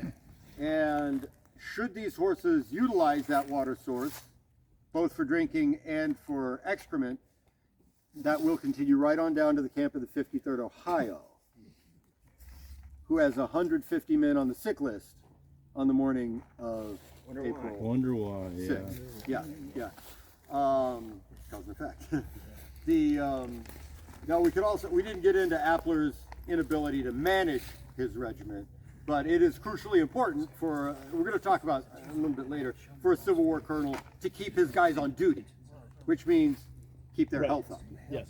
And Appler chose that camp, by the way. But you know, the water source was poisoned. A lot of other things went wrong with management of the 53rd Ohio, not just the leadership on the day. Very interesting. Yes. Do you Okay. think that Appler knew even that these forces were even here upstream? Yes, because we're gonna stay here for another minute and address something David said before, the reorganization of the Army. The Army was reorganized on April 5th. And I know, Mona, you know about the operations of 5th Ohio Cavalry. We've talked about that, and Major Hayes and all that. They were very valuable guys to General Sherman. On the 4th of April, at that skirmish out there, it was the 5th Ohio Cavalry that came to the rescue. On the 5th of April, that's when the orders came down to reorganize the Army, especially the cavalry and the artillery, and the 5th Ohio Cavalry was taken away from Sherman and replaced by the 4th Illinois Cavalry. So Dickey and his guys arrived here the night of the battle. That doesn't change the fact that it was still a camp and the horses were still, because the 5th Ohio horses were spoiling the water. Well, back then they before that. probably didn't even consider public health issues and all that. Oh, they did. The Army knew it if they knew how to do it. Yeah, those manuals say that. Those manuals talk about they probably, cleanliness. Appler probably wasn't even thinking that far down the line. Right. Well- Appler wouldn't have been because he didn't know. Right. Someone in that division at the very top knew, and I think it was up to that person, that commander of the division, to do something about. He who shall not be named. He shall But not whose be initials named. are Yes. WTS. Yeah. Whose initials are Uncle He Billy. must not have thought much about Appler because he didn't even come back and he didn't. He didn't come back. No. Make a move. No, we're not going to do the rest of the story on Jesse Appler because it's time for us to. We've only visited 2 camps so far. It's time for us to meet the rest of this rogues gallery of heroes. We've been at it 2 hours, 2 camps. Yeah. The morning will end about 4 o'clock. Huh? Yeah. All right, Shane. Right here. Can we take a reading of Due West?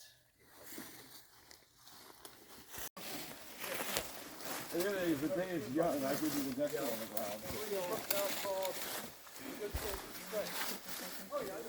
I haven't read it, but I know it.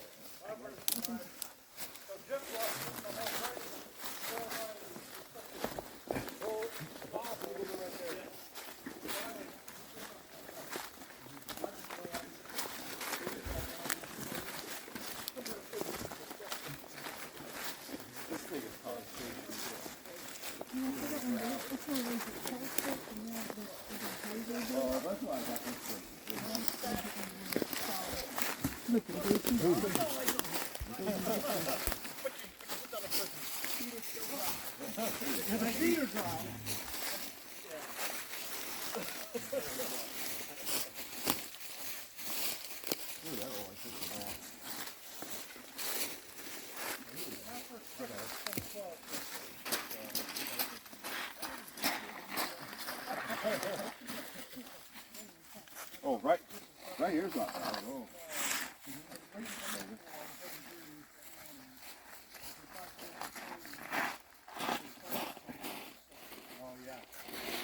Our west to east to west path from the 4th Ohio Cavalry, 4th Illinois Cavalry Camp to this position, although they would have come up a few hundred yards in that direction, back further away. So their route would have been maybe more to the west of north.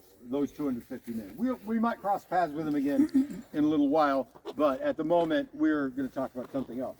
At the moment, we're going to bring artillery into the discussion, and we have found the battle site, the first fighting site of Battery E, 1st Illinois Light Artillery, better known as Waterhouse's Battery.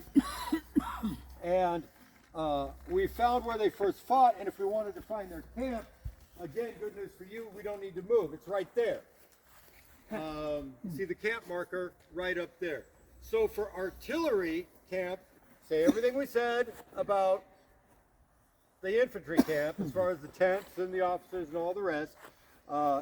Authorized strength of men is 155, and they're going to be a little lower than that. Union artillery batteries with 6 guns, usually operated around 100 men. Authorized strength of horses is 119. And they are, that is 6 cannons pulled by 6 horses, supported by 6 caissons, also pulled by 6 horses, 72. 72 just to fight the guns, just to move the guns around and fight them. And then the rest of the 119 will pull baggage wagons. An artillery company has its own medical personnel. An artillery company has its own blacksmith and forge. There's a forge wagon that needs mules or horses to pull it. Again, think of a ratio of basically like a cavalry regiment, 1 man to 1 animal for a artillery company. And that will add more of those animals, more of those horses and more of those mules.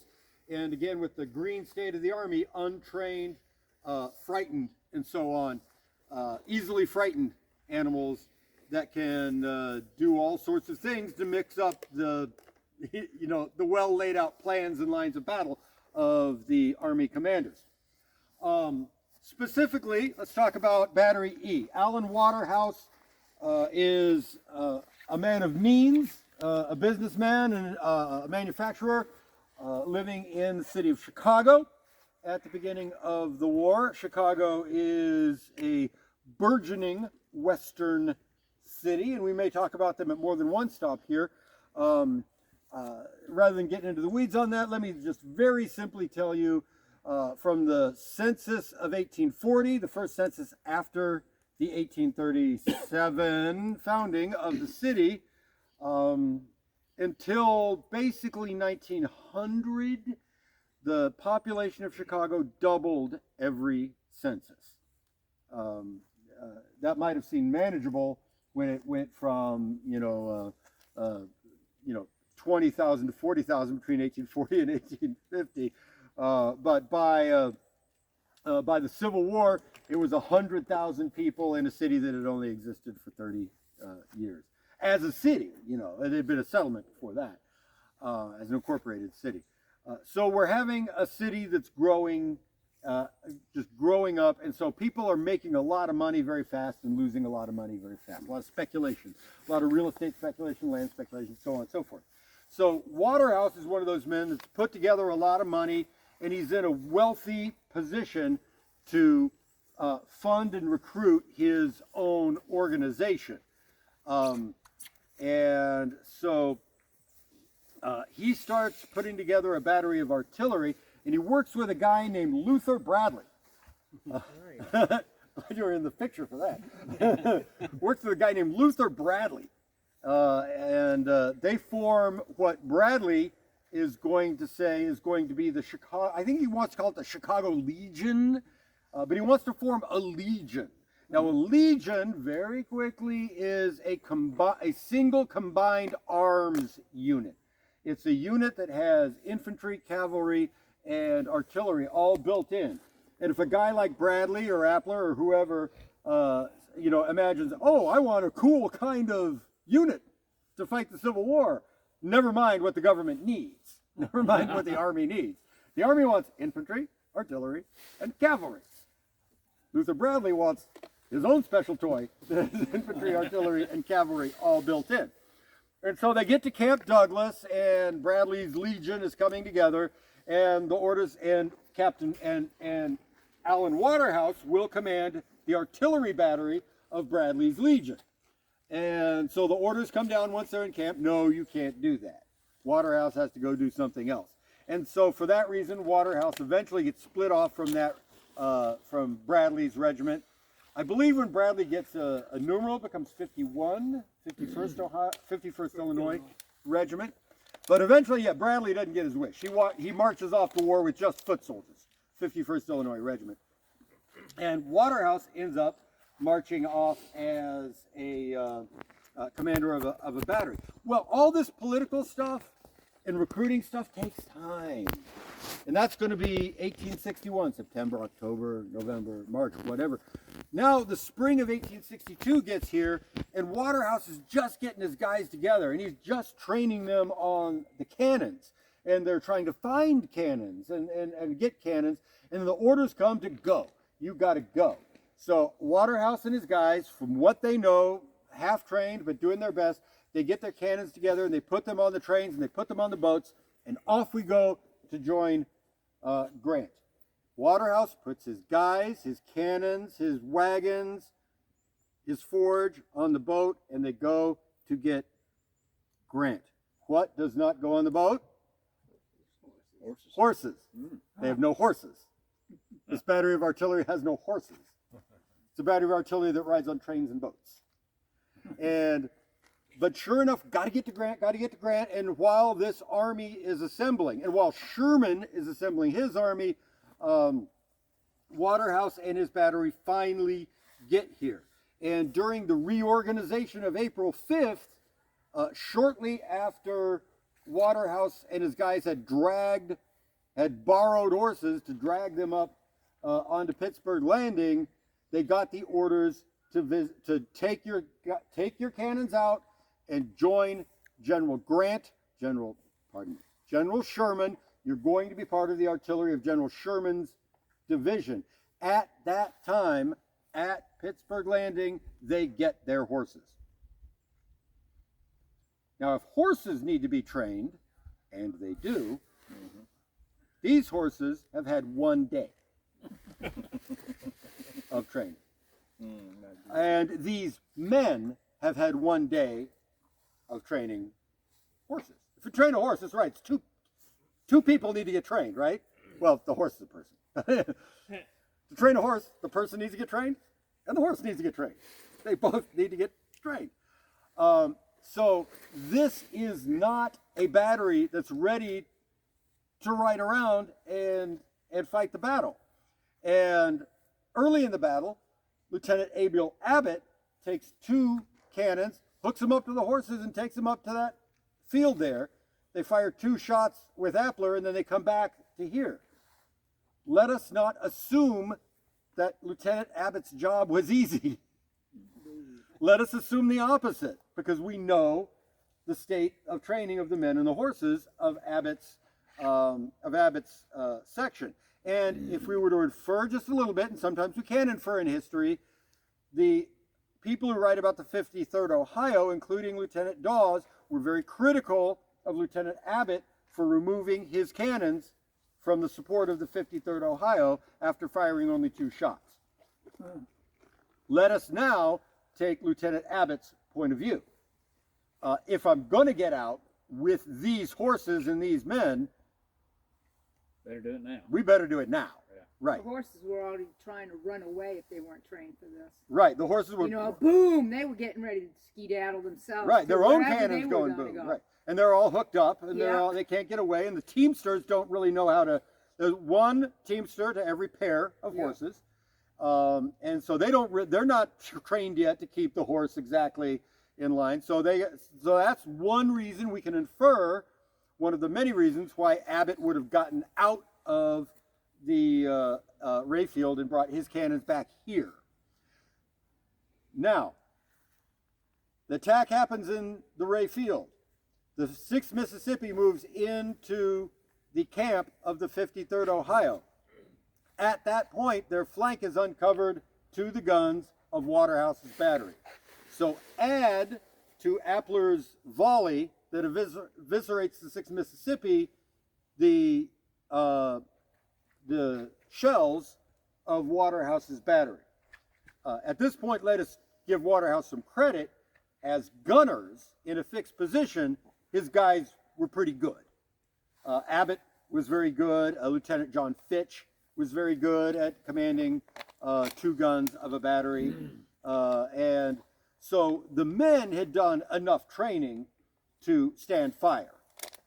The horses were brand new. So once he gets set up right here, again, that far from his camp, immediately with his camp to the rear, Waterhouse is able to fire into Rayfield and help with the evisceration of the 6th Mississippi, the repulse of the 23rd Tennessee, the destruction of Polk's battery, which comes up a little bit later. Question here? Did you have non-combatants up in that camp when They- when they were firing? They would have been gone by the time Waterhouse fired from this position. Okay. Right. But imagine the time that Abbott is going up to the top of that hill. He will go through the farmhouses of the farmstead and the hospital and the non-combatants. These things are all happening simultaneously. Yeah, what a mess. Yeah, it's absolutely a mess.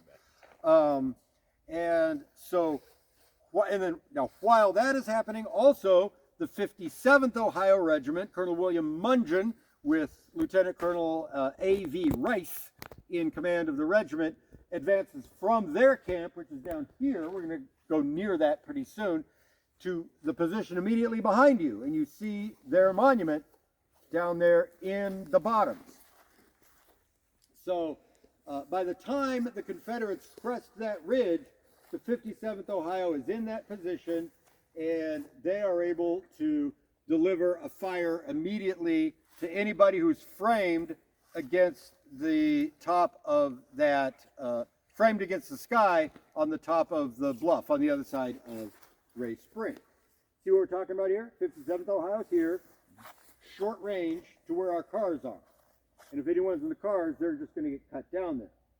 Now, let's discuss the Mississippi Monument.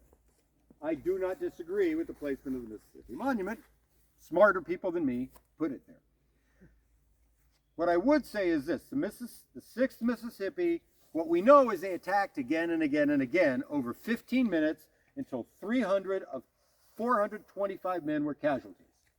We know this, right? And I never could reconcile the really specific multiple accounts, not just Dawes, but multiple accounts coming from the 53rd Ohio saying the 6th Mississippi attacked through our camps. We shot them. We buried 200 of them in our camp. That's the burial trench over there, amongst others are over there. I never could reconcile that until it occurred to me, nobody that talked about the Mississippi Regiment, like Lieutenant Thompson, who's quoted on the Wayside exhibit up there, none of them told us with any explicitness that the 6th Mississippi attacked the same thing over the same ground time and time again. Okay? We can conceptually, and I think accurately, create two different scenarios and two different pictures, both of which are true. First attack is the massacre, is the firing squad in front of Appler. They fall back. They were also fired upon by these cannons. Lieutenant Thompson later remembered, oh, we had to get at those cannons, right? Second attack could very well have come. All they would have needed to do was change the axis of their advance by a few degrees. One goes almost east and walks right up on Appler. The other adjusts and comes straight up this hill to exactly where the monument stands now. So if we look at it that way, we don't need to reconcile a difference between either the 6th Mississippi was shot down in a firing squad by the 53rd Ohio, or the 6th Mississippi crested that ridge and got eviscerated by the 57th Ohio and the guns of Waterhouse's battery. If both of those things occurred, it would actually very well explain how 300 men out of 425 get cut down in 15 minutes. It's my opinion, but I'm also telling you explicitly this is where we can bring inference into history, provided we undergird it with evidence. It also means that I could be wrong. Someone else could do the same thing with me and say, no, Bjorn, that doesn't make sense at all. Here's this other evidence that says this. Make sense? Kind of down in the weeds, but I said we would get down in the weeds. But I also want to say that because I've had cause and effect problems with telling stories and having people come back to me and say, Larry, there's no reason why the firing squad story in the 53rd Ohio camp and the placement of the monument cannot be both accurate.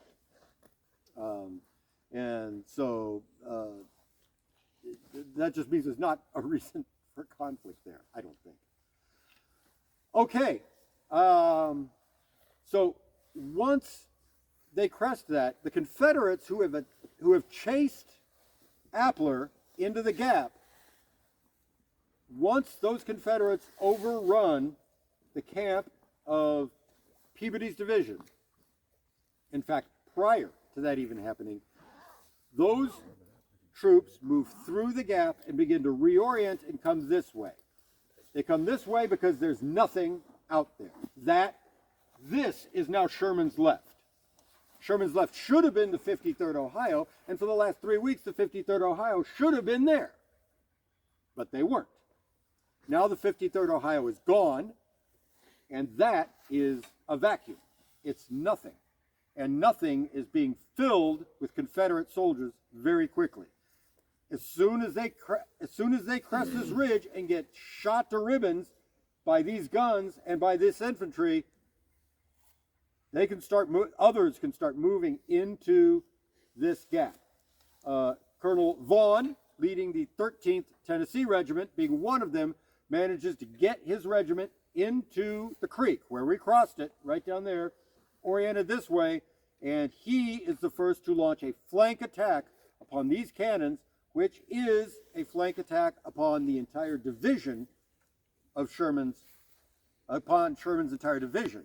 The entire position is now threatened with a left flanking attack. Okay? Let's head up this trail. Hey, Bjorn, got a question real quick. Yeah, okay, I have to tie my shoes, so we got plenty of time. When Waterhouse gets carved out of the Legion, does it become the famed Chicago Light Artillery, of which there's a dynamic tell-all book that's due to come out? It does not. It does not. But the Chicago Light Artillery, which was a pre-war militia artillery regiment company that was the pride of Chicago, that label, that brand becomes so famous that that artillery from Chicago starts being branded by people that don't know better as Chicago Light Artillery. And it was a separate unit entirely. Separate unit entirely, intended to be part of Bradley's Legion. But I can point to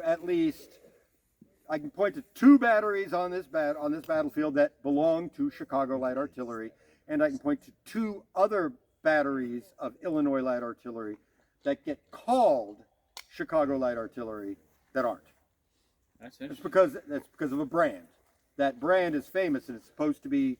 It's like Washington Artillery of New Orleans, right? Exactly. And the Washington Artillery was seen all over this battlefield by the Federals. Of course, they themselves were only in one place at a time. Yeah. But yeah, Washington Artillery, the Black Horse Cavalry of Jeb Stuart, and the Black Horse Cavalry were everywhere on every battlefield. Anytime the Army of Potomac unit ran away, it was because the Black Horse Cavalry came after us. Every tank in Normandy was a tiger. Yeah, every tank in Normandy was a tiger. Every German was Rommel. So it has to do with the reputation, with the brand. And yes, Waterhouse's battery is often mistaken for Chicago Light Artillery with big capital letters. They're only Chicago Light Artillery in terms of they happen to be from Chicago. Which are the two batteries that are A and B. A and B? Taylor's one. Well, Taylor's the division chief now, but Taylor's battery is one of them. Taylor's I knew battery. Taylor's battery was. Taylor's battery is B, and Willard's battery, commanded by Lieutenant Peter Wood, is A. And that's over there. That's Second division, the right? Bloody Pond. Right. Bloody Yeah. Pond battery. Yep. All right, let's move up the trail here.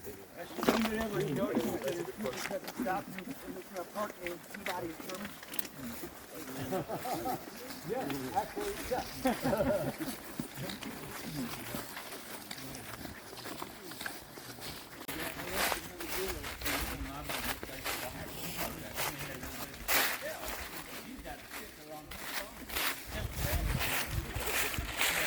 Quixotic plan. What we'll do is, but we will stop. Like, it was a great idea when we could see that 57th Ohio Monument. I go, okay, they're over there. Yeah. If this was April 5th, 1862, the camp of the 57th Ohio would have been around here. We'd be like standing near it, or in it, or right next to it. And it is as Sherman ordered on the bluff to the north of Shiloh Branch, so that the 57th Ohio, in the event of an attack, could form on the color line, advance, and engage the enemy at the swamp, which is what they did. 57th Ohio Regiment came from I do believe, from the western part of the state.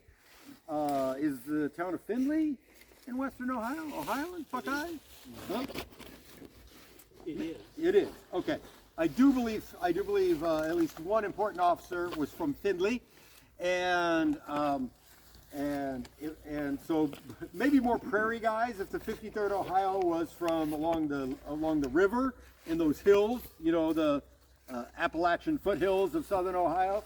These guys were more part of a prairie tribe in northwestern Ohio. Hey, look, there's the camp tablet. So yeah, we're right there. It's the back of the camp. So we're standing in the officer's tent of the 57th Ohio. A lovely place to stand. And the tents are in front of it. And so the commander of the 57th Ohio is selected pretty much the same way Jesse Appler was as the commander of the 53rd Ohio, William Mungen. William Mungen was a leading politician in that northwestern Ohio. I believe he was a state senator. Might have been his position. I had written it down, but those things are over there somewhere. He demanded a commission. He got those Eagles. He formed his regiment. He organized them, and they went into training camp, I think Chase, at Columbus, Ohio, and came together. And he was an older guy. He was a man of the people, not well educated, but boy, he had that common sense, that politician's common sense to get up on the stump and say, I'm going to represent you, and we're going to do this. And he was a very popular man. Dawes calls him a man of popular manners, as exhibited by his nickname, Fiddlin' Bill Mungeon. So Fiddlin' Bill Mungeon is in charge of the 57th Ohio, and boy, do they like him. As opposed to Appler, who lost the confidence of his regiment, the 57th Ohio loves Fiddlin' Bill Mungeon, and presumably his fiddle. Fiddling's better than backstabbing. Yeah, yes, better than backstabbing Bob. But the other thing that Dawes says about this man of popular manners is military life did not suit him. After becoming colonel, he found that military life did not suit him. So this great man of the people, once he was in the Army, he didn't do much to be the colonel of the regiment. Fortunately for the 57th Ohio and Sherman and the men here, a 27-year-old attorney was made from the same area, was made the lieutenant colonel of the 57th Ohio, Americus Vespucius Rice. I'll say that again because it's one of my favorite Shiloh names. Americus Vespucius Rice. And I wish I had a picture of him right now because he'd be the lead singer of a 90s grunge band. Yeah, he's a good-looking kid, 27 years old. He had that sort of soul patch thing going, and the hair. They didn't make him cut his hair in the Army back then. If you're an officer, maybe even oh yeah, he was looking good.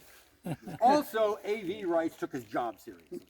And from the time the 57th came together, he buried himself in the manuals, and he learned the job.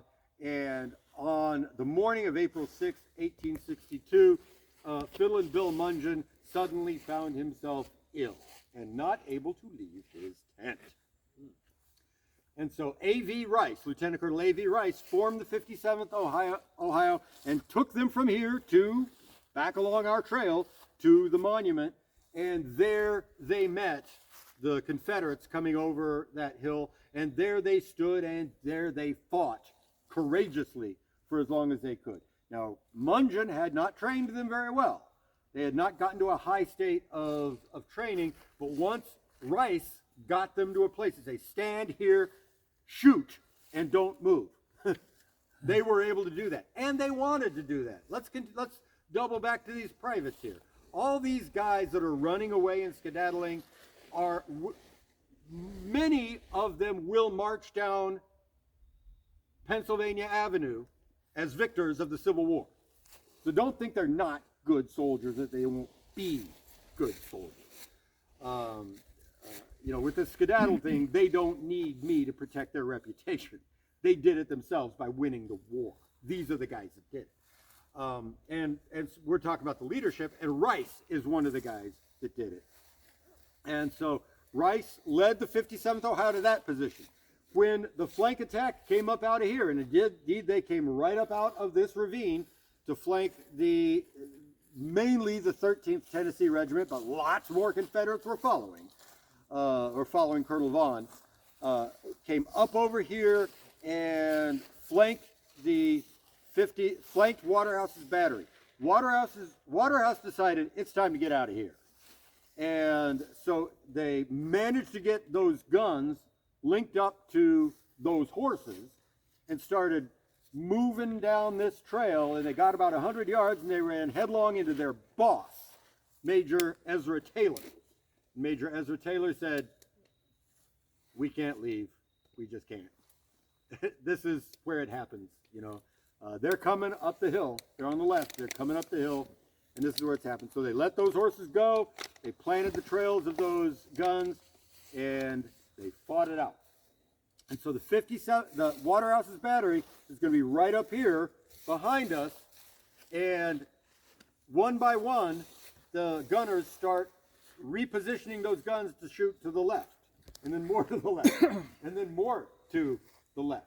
The 57th Ohio is driven back through that position to here until they're at the camp tablet. Again, so after being driven from the position, Rice has his guys right up there on the camp, where the camp tablet is. Waterhouse is on the crest of the ridge. His guns are shooting in 2 or 3 different positions at this time.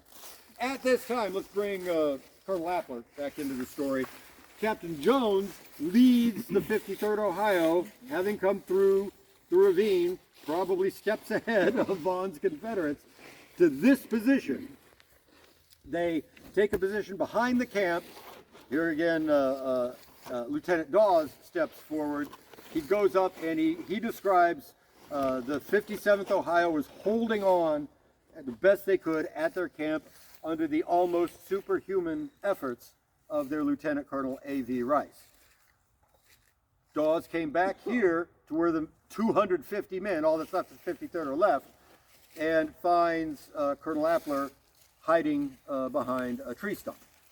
And he tells, for God's sakes, Colonel Appler, let us go help the 57th. And Colonel Appler replies, no, form the men back there. I don't know what back there is any more than you. Right there.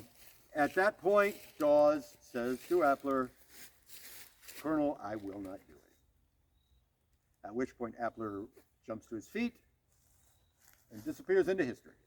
Wow. Disappears into the midst of history toward Pittsburg Landing as fast as he can, leaving the 53rd Ohio just here.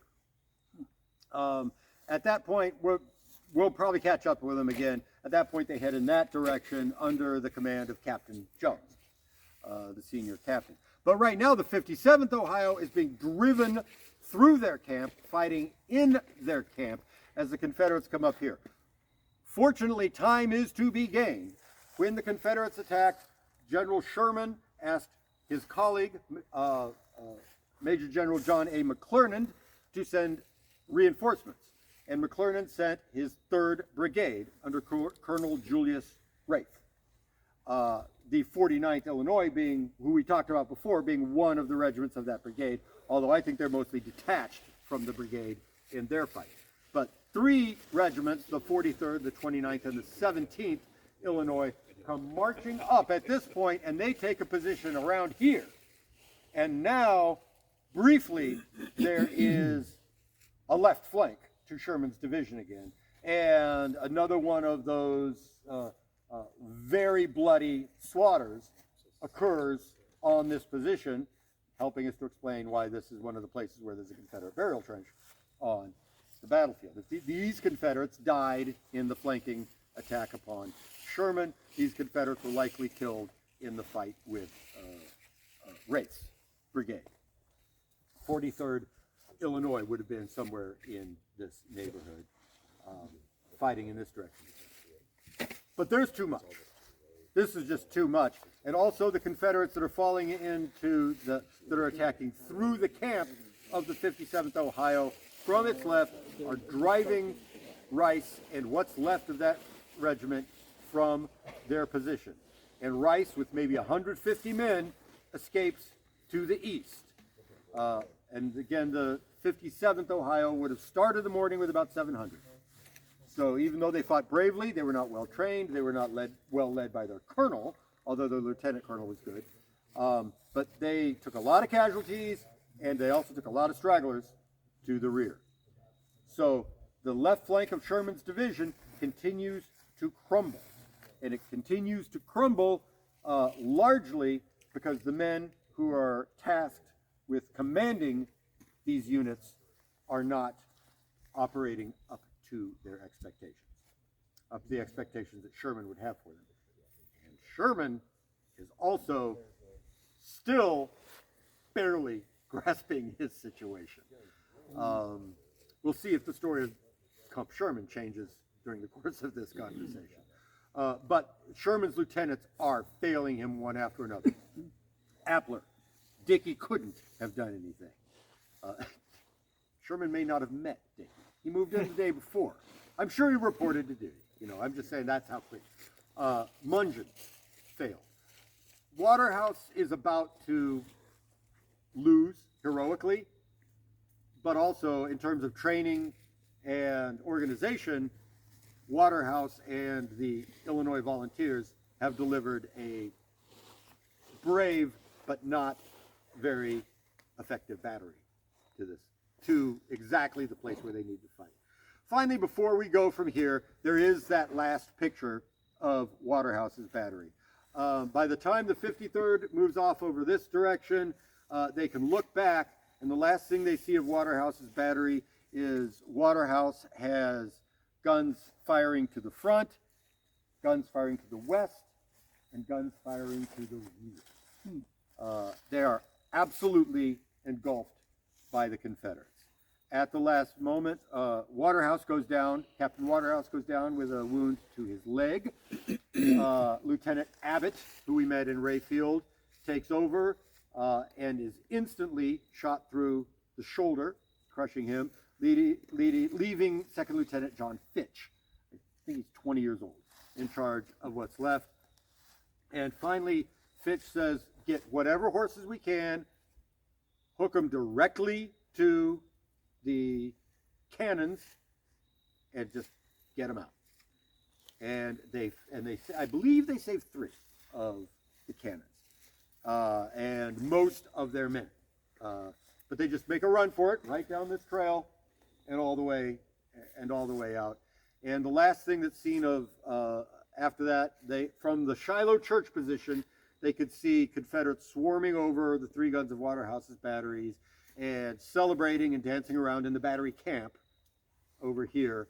And one of the great, finally after the slaughter, which is the first phase of the battle for the Confederates, finally a big win in the battle for Sherman's division as Waterhouse's battery goes down. The 57th Ohio is driven from their camp, and now only Rafe is protecting the left flank of Sherman's division from here. There's not much time left for Sherman's division. Do any of Waterhouse's guns wind up on the last line? They were the ones that escaped, or are they? No, they got as far as Waterhouse's guns. Did they end up in the last line? The guns got as far as the Jones Field, where Fitch rallied them and added them to Major Taylor's gun line in the Jones Field. I didn't bank enough time for us to go all the way to Jones Field. I just want to go around the camp. That's perfectly fine. Right. But one of the great positives of the battle was the performance of Major Taylor. And Fitch added his 3 guns to Taylor's gun line, and Taylor looked at the guns and said, "Thanks, guys, you've done enough. Take them to the landing." But by the time they got to the landing, they like I said, they didn't take caissons. They didn't take reserve ammo. They're just the cannon. Yeah. So. Bjorn, Yeah. is this close to 6 Mississippi in this print? No, 6 Mississippi would be in the Rayfield. Who's here? Probably the Confederates that died fighting Rafe. Okay, further on. No, right here. Over this. 13th Tennessee. Yeah, 13th Tennessee would be in there. A lot of guys from Russell's brigade that came around the end. And 154th Senior Tennessee. We once did a program on them. They attacked the front of Waterhouse's battery, came straight up here. So probably the guys fighting who took the 57th camp, the guys who were killed taking Waterhouse's battery, the guys who were killed fighting for this place, and hospitals on the second day of the battle. The hospitals on the second day of the battle were back here. Maybe Protected by the ravine. So I don't know. we spent 3 hours talking about it one time. Well, I know. We don't have to spend it all night. Senior Tennessee meant that regiment was recruited in Memphis, and they were the first regiment recruited after secession in June of 1861. They wanted to be 1st Tennessee. They didn't get it. So they decided they would keep their existing militia designation, which is 150. And they asked Governor Harris, can we have 154th? And you have to put senior in our name to show that we were first. Senior trumps first. Yeah, senior trumps Yeah, first. the Tennessee was divided into 160 some militia districts. That each district had a regiment. But when war came, they went to volunteer regiments like the rest of the country. You know, very little militia. I mean, there's militia call-ups for Gettysburg, but by and large, the militia organizations didn't, like modern National Guard, they didn't just simply become the federalized organizations. The volunteer regiments were created instead. Right. And in terms of the other first, those were the early adopters, guys that left Tennessee to go to Richmond to volunteer there and fight in the East prior to secession, are who becomes First Tennessee. That's Sam Watkins and Colonel Manny and all that. And those are the guys that end up getting one, which disappoints Preston Smith and the guys from Memphis, like, you know, because they were lickety split. June 17th, they were there for duty. Well, these guys are already. They're already serving. Yeah, they're already serving. Yeah. So they'll become one, and they say, well, we don't want to be two. We don't want to be baked. And there's two twos here. Yeah, there's already two twos here. Yeah. So, so they decided, no, in order to make us show that we were first on duty, we'll be the 154th Senior. Also, being 154 means Memphis. So, say 154, read Memphis. So you may as well be saying the Memphis. The Memphis Seniors. All right, let's head on back.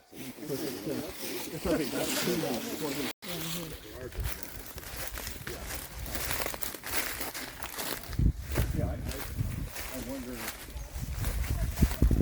One big thing on people learning to live together is right. I think that would solve a lot of our problems. Sometimes I wonder if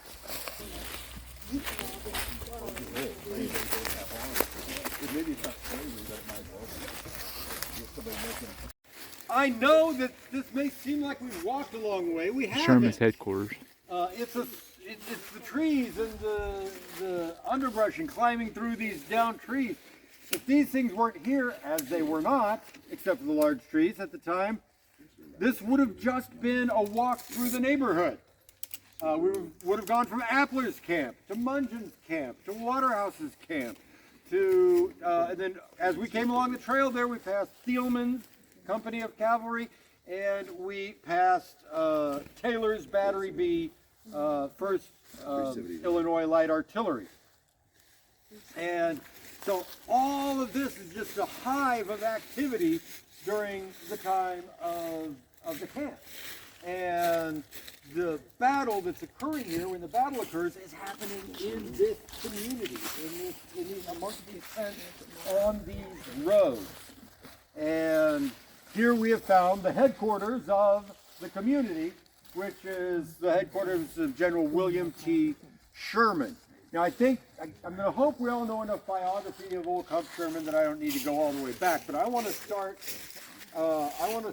at the, what we might call the insanity phase for General Sherman. He had been, had a major command in Kentucky early in the war.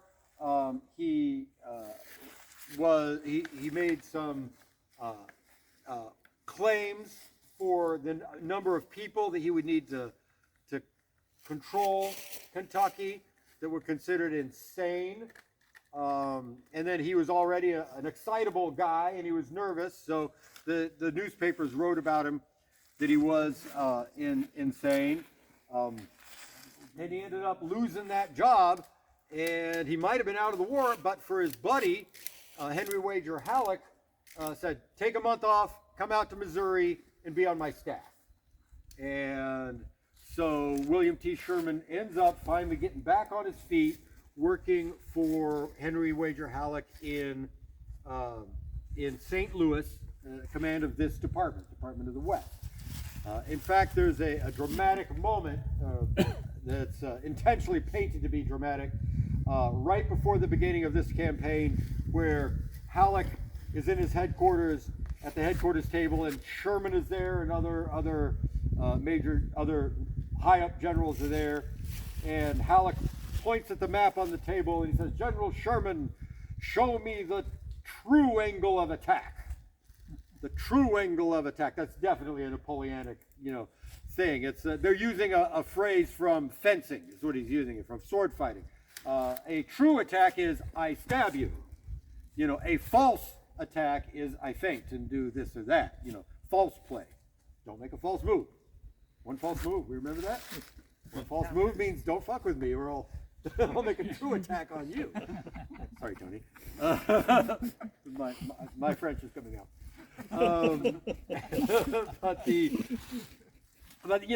So Halleck to Sherman, "General Sherman, show me the true angle of attack to defeat Johnston on this line." And Sherman reaches down and he points at, everyone would have thought the Mississippi River, Memphis. He points at Corinth, Mississippi, where the railroads cross. To which Halleck says, "Of course, General Sherman, you're right. I thought that myself."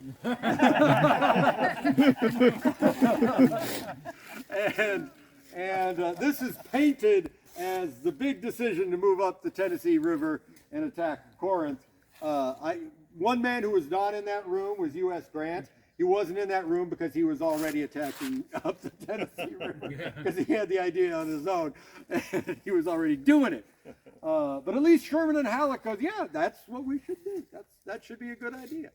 Now, when Tim Smith, who we were talking to yesterday, gets to comparing Jomini to Clausewitz, that will probably be something he'll want to look at, because finding the place you're supposed to attack and expecting your enemy to go, "Oop, you got me, I surrender," it turns out to be one of the things that's not the way war works. If you want to win a war, the way Clausewitz would say, attack the enemy's army. Beat the enemy's army, fight them, and beat them. The rest will fall. And so we'll see if that becomes part of this other thinking. I know that Dr. Smith is doing. But this brings Sherman back into the army. So Halleck sends his buddy Sherman to Paducah to command the city of Paducah and command the logistics of General Grant's attack against Fort Henry and Fort Donelson. And so while Grant is going up the river to attack Henry and Donelson, it's Sherman who's keeping everything organized at Paducah, getting that ammo, those beans, those bullets into Paducah, getting them onto steamboats, getting them up to Grant. Grant couldn't have won that bullet without all of those supplies, couldn't have won that battle without all of those supplies, and he certainly appreciates Sherman for doing that. He hadn't been acquainted with Sherman before, but now Grant is impressed with Sherman and knows he wants him in his army. So both Halleck and Grant go, it's time to get Sherman a division. And so the new troops that start to arrive at Paducah will become Sherman's division. And a couple of the regiments that are already there at Paducah doing garrison duty, 46th Ohio and 40th Illinois, they become the corps of General Sherman's 5th Division. Therefore, they will be part of the 1st Brigade. We met them yesterday, right? With the pond. We're not going to have to meet them again today because we met them yesterday. But McDowell's brigade will become the 1st Brigade. That's because they start as the garrison of Corinth. And then the next guys that arrive become 2nd Brigade. The next guys that arrive become 3rd Brigade. The next guys that arrive become 4th Brigade. In the same way that we discussed the regiment in the Rayfield, how the first guys to arrive are expected to be the best. They're going to be Company A. The second is going to become the first guys to arrive, the people that work with Sherman the longest, they're going to become 1st Brigade. The second guys to arrive, 2nd Brigade, 3rd Brigade, 4th Brigade. The expectation is that the 4th Brigade would probably be the least experienced, and the 1st Brigade would be the most experienced. What's the strength of a brigade? It's 3 regiments. 3? In the case of Sherman's division. Okay. I'm So really 3,000. talking about Sherman's division today. In the case of Sherman's division at Shiloh, it's 3 infantry regiments per brigade, and with an authorized strength of 1,000 men in each infantry regiment, and with an operational strength, because of disease and all the rest, of the low is around Appler's 650 because of his poor management of his camp and the men's health, and the high is going to be about 800. And he's got about, Sherman has about 6,000 men to fight the battle. He's got about 8,000 men in his camp. He's got about 6,000 men who can fight the battle. This is one of those cases where the 8,000 in the camp matters because they're here. Out on a battlefield where they're marching out and fighting, the sick and all that would be left behind. But in this case, those extra guys are there, and they're either fighting or they're running around or they're hiding or they're making out for Pittsburg Landing or something like that. Okay, so Sherman gets here and they arrive on the 16th around the 16th of March, and they start setting up the camp. We've discussed how setting up the camp and the problems he had with that, and so we're not going to get into that now. What I am going to bring in right now is something that happens on the day before the battle. On the 5th of April, 1862, the Army was reorganized, especially with respect to cavalry and artillery, and everybody that had been with a division on the 4th was moved somewhere else on the 5th, and new guys came in. And we talked about Lyle Dickey, and the 4th Illinois Cavalry was one of those. The artillery was also new. We talked about Waterhouse's new battery. Also arriving that night, likely by request of General Sherman, and likely at the mutual agreement of Grant and Sherman, was a man named Major Ezra Taylor. Major Ezra Taylor. Major Ezra Taylor holds the rank of major in the 1st Regiment of Illinois Light Artillery, but he is more well known as the original commander, organizer, and trainer of an elite corps of civilian militia artillerists in the city of Chicago, known as Chicago Light Artillery. Chicago Light Artillery, they got the best uniforms, they got the best equipment, they actually have cannons to fire, which most militia artillery doesn't even have. Cannons. Maybe they practice on a sawhorse or something like that.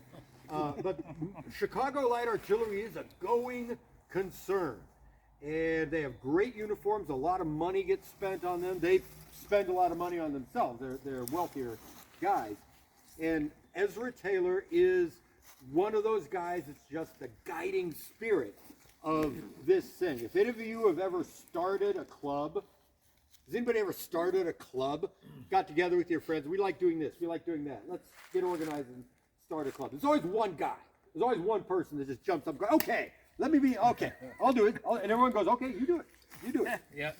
And that's the person, and they show up with articles of incorporation, and now we have to have officers, and you do this and you do that. Okay, sure, Bob, we're jump right on it, Ez. Ezra Taylor was that guy. He was obsessed. This goes all the way back. He was very young originally, because this was just at the tail end of the U.S.-Mexico War, when he decided that Chicago needed to have artillery. So all the way through the 50s, this is the guy, man. This is the guy in Chicago, and they were great. And he memorized the manuals, and he made his guys memorize the manuals, and all this stuff about artillery, that's all the details that we're not even going to get into, but care and treatment of the horses, and having the forge. And if you look at the artillery manuals, you will find there's a place in every box for every piece of hardware, every screwdriver, everything. And in a well-run artillery company, there's some sergeant who's ready to knock you upside the head if he finds one screwdriver in the wrong place at the wrong time. Every day, all day, artillerists are taking care of their stuff, cleaning it, training the horses. This is what Waterhouse did not get to do. They performed valiantly, but they did not get to do that. Chicago Light Artillery, they only have about 40 guys, when the war starts in 1861. But obviously, pow, everybody wants to be in Taylor's group. Everybody wants to be in Taylor's group. And very quickly, Chicago Light Artillery organizes 2 batteries, not 1, 2, for service in the war. And those become Battery A and Battery B, 1st Illinois Light Artillery. And by the time, and think of those batteries as being the best prepared soldiers in the Union Army in the Union Army of the West when the war starts. And everybody knows it. Now, Battery A went to the field under a guy named James Smith, who was the leader of Chicago Light Artillery at that moment. Taylor having been promoted to a major general in the militia of Illinois. However, once Smith marched off with the battery, Taylor came back from gave up his major general stars, says, make me a captain. I'm going to organize another company, that 2nd company. And everyone goes, yeah, Taylor, I want to be part of your. And they line up, and the best material goes into Battery B, Chicago Light Artillery. And even old Captain James Smith down there at Paducah gets taken by surprise when just a few days later, Taylor shows up with another 2nd battery. And as things would happen, that 1st battery, Smith, which is Battery A, they call Willard on this battlefield, ends up doing a lot of garrison stuff at Cairo, while Taylor is going, pick me, let's go guys, pick me. So every expedition, they end up putting Taylor on the Missouri side of the river. Every expedition that goes out, Taylor and his guys go out on that. In October of 1861, they fight at Fredericktown, Missouri. In November of 1861, they fight at Belmont, Missouri. And before 1861 turns into 1862, Taylor's battery are Taylor's Tigers and all sorts of other things. These are the guys. Battery B is the badasses of this Western Army. And Taylor gets his promotion to Major of Artillery, and on the 5th of April, 1862, plucked from McClernand's division, Taylor gets orders as Major to report to General Sherman as Chief of Artillery for the 5th Division, and bring along that battery of yours. I guess McClernand's left going, what? My guys, come on. These are my best guys. Nope. Go over. And so Taylor and Taylor's battery show up that night. Taylor is a major now. He's not the battery commander. He's the commander of all the artillery of Sherman's division. Battery commander is a guy named Sam Barrett. We'll meet him in a little bit. But Taylor's battery comes in on the evening of the 5th of April. Taylor reports to Sherman, and Sherman, I think the conversation is briefly like, okay, come on back tomorrow and we'll get you settled. So in the morning, bang, bang, bang, bang, Taylor gets Battery B, and he says, you guys go to Shiloh Church and just be ready. And he starts doing his thing, getting the artillery ready, getting his guys placed, and very quickly Sherman does not have to worry about his artillery. Sherman's artillery is doing it like this. Well, Waterhouse is hardly doing this because his horses won't. His horses won't do his. But Waterhouse fights at his camp, and indeed Waterhouse and his guys have that inspiration, both of them, what they have themselves and Ezra Taylor. And as I already said, it had to be a terrible decision for Taylor when Waterhouse tried to retreat, to say, no, you guys got to stay, and I know what's going to happen if that happens, but you got to do it. And so Battery E is down. Battery B is over here, which means, I think, do we have questions about Uncle Billy here as far as Shiloh's concerned? Any Sherman? Good, because I think we've covered Sherman enough. This is Sherman's headquarters. The Confederates ended up taking it over. Beauregard, I think, sleeps here. Lots of stuff happens here. Maybe the saddest thing is Sherman shows up at the end of the battle, and he had 5 horses. He had 5 horses for himself, and aside from the one that he, gosh, this might be an apocryphal story, but I think it's true. aside from the one that he rode, the 5 were all picketed to where they'd been standing and they were all dead. They'd all been killed. They were just laying there still tied to their pickets. So this was a terrible place. When the battle rolled through here, it was a terrible place. Let us move off toward Shiloh Church, which is essentially down and back up. We'll probably come up into the cemetery and then pass over. I think we're coming, Perry's coming to here. And Curry? I think he's right over there. He said, but we're also going to talk about some of the artillery. But here we are at the monument for the 77th Regiment of Ohio Volunteer Infantry, and we're going to introduce you to some more people that are involved here. And directly behind us is the camp tablet. You've walked by it as you came down here. So again, Shiloh Church. Shiloh Church, which looked like that log dwelling, was sitting in the footprint of the modern Shiloh Church. And all around there was the camp of the 77th Ohio Volunteer Infantry. 77th Ohio Volunteer Infantry was one of those regiments that was really very closely attuned to a community. A lot of regiments, such as the 53rd and the 57th, sort of broadcast and brought in guys from a region. So 53rd Ohio is southern Ohio, along the Ohio River. 57th Ohio is northwestern Ohio. Those kind of. But the 77th Ohio is from Marietta, Ohio, and recruited in Washington County, Ohio. And this really is something that's very important to these guys psychologically. Marietta is, I believe, the territorial capital of Ohio back in the day. And it is the place where the founders of Ohio came into the territory and began, expanding, pioneers, if you want to look at it that way, the pioneers moving west and then fighting wars against the native people for Ohio.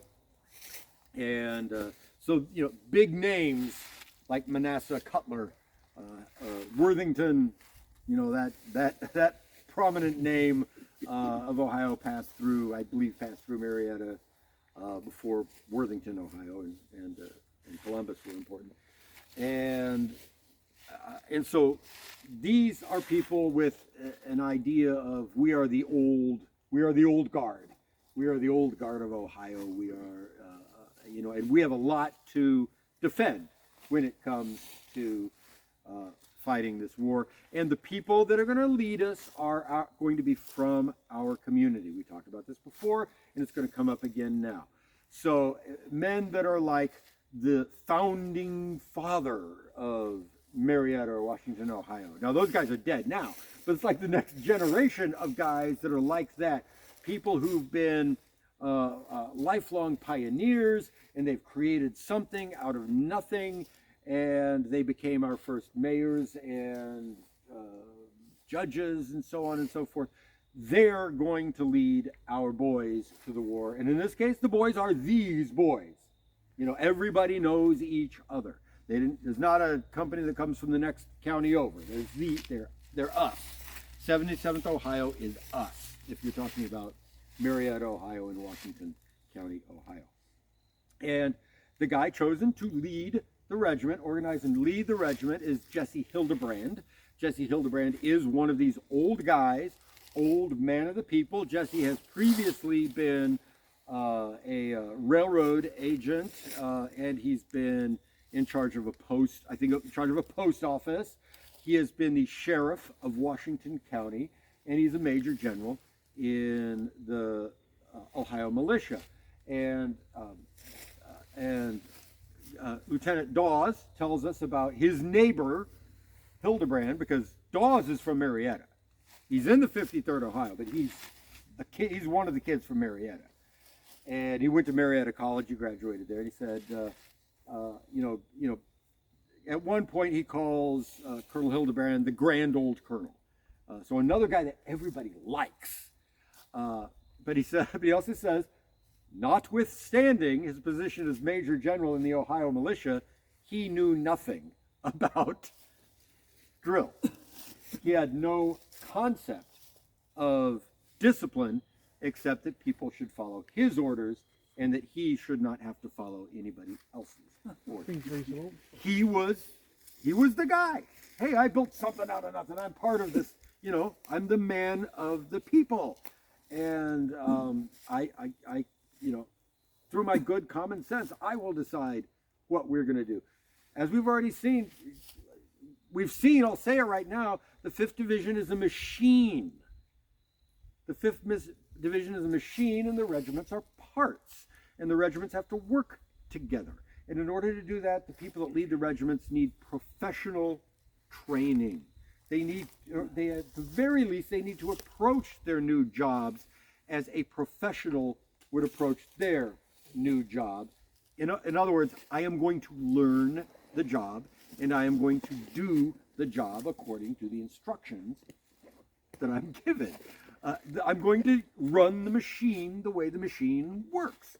And think in terms of the Industrial Revolution, old Jesse Hildebrand probably was born before machines. You know, some machines, but not the ones we know now. Railroads, you know, railroads, telegraph. The world's getting smaller, steamboats, people are moving on, you know, you don't have 6 months to come up with an idea. And Jesse Hildebrand will not get that. He will not get that. When Sherman made Hildebrand commander of the 3rd Brigade, the 77th, 57th, and 53rd Ohio Regiments, Hildebrand said, great idea, General Sherman. I will be the commander of the brigade, and I will continue to be the commander of the 77th Ohio Regiment. Why? Because I'm great. I will also require the adjutant of the regiment to continue being adjutant of the regiment, but now he will also be the adjutant of the brigade. This is the guy Cochrane I talked about. He got the job instead of Dawes when Dawes begged his uncle to get. Oh, Dawes by that time was probably glad he didn't get the job he wanted, right? Now, well, Cochrane's got 2 jobs to do. After Cochrane, Hildebrand has no staff. I'll do it myself. No, I'm gonna. If you don't mind, I'd like to consult with somebody who's done a lot of work on it. If you were to guess by 1863 or 1864, David Powell, what would a brigade staff look like? Anywhere between a half dozen and a dozen people, including an adjutant, a quartermaster. Depending on your army, you might have a brigade engineer. In the Department of the Ohio and Buell's Army, they already have a topographical engineer at every brigade headquarters. You would have a number of enlisted men. All of the officers involved would have body servants, essentially. A brigade headquarters should have effectively anywhere 30 people and the horses to support them. It would be allocated 1 or 2 wagons. A headquarters wagon needs paperwork, you need field desks, you need people to handle all this paperwork, filling out the forms and submitting them. You know, Grant gets in trouble with Halleck. Why? Because his paperwork isn't being submitted after Donaldson. So the result is a fairly large organization. Because after all, you're in charge of anywhere between 2,000 and 3,000 people on paper. Even late in the war, you're in charge of 13 to 1,500 people. You might have as many as 8 regiments in your command, and every one of those regiments needs paperwork. Yep. You know, the notion that you're going to do it yourself, wow. Right. In other words, it's kind of preposterous. It's a preposterous idea that Jesse Hildebrand will command the brigade and the regiment with 1 staff officer, poor Cochrane, in charge of all of the paperwork. But I would add to this, who is in charge of telling Hildebrand, this is how it's done? Sherman. They've been here for 3 weeks. None of that has changed. One of the best sellers on the book list in 1861, Hardee's Tactics, obviously, sold a ton of copies. General Hardee was very annoyed about that. But because he wasn't getting the royalties. He already got paid for it. He was an army officer. there was essentially a staff officer's guide, a command and staff officer's guide that was published in 1861 that told people how to do all this. Right. That was there's no training from a training command somewhere. Right. You buy the book and you learn. Did Hildebrand buy the book? Doesn't sound like it. Buy the book is not a phrase that applies to Jesse Hildebrand. B-U-I or buy. Yeah, B-U-I or B-Y. Neither one of them apply to Jesse Why Hildebrand. does he need it? He knows it already. Yeah. I would finish on Jesse Hildebrand by saying the most significant positive quality of Colonel Hildebrand was his courage.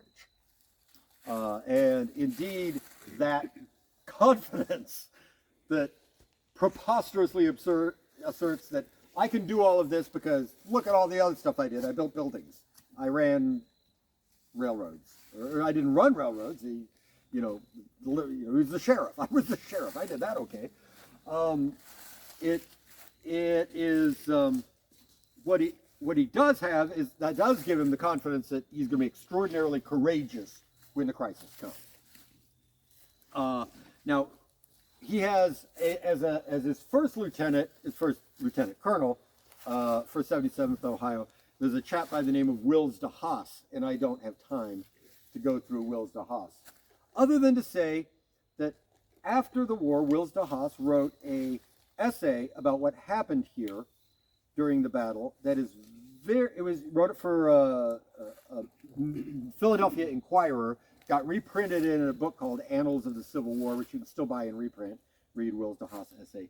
And if you want to read it, go ahead, but don't expect to see anything that resembles what we're talking about here.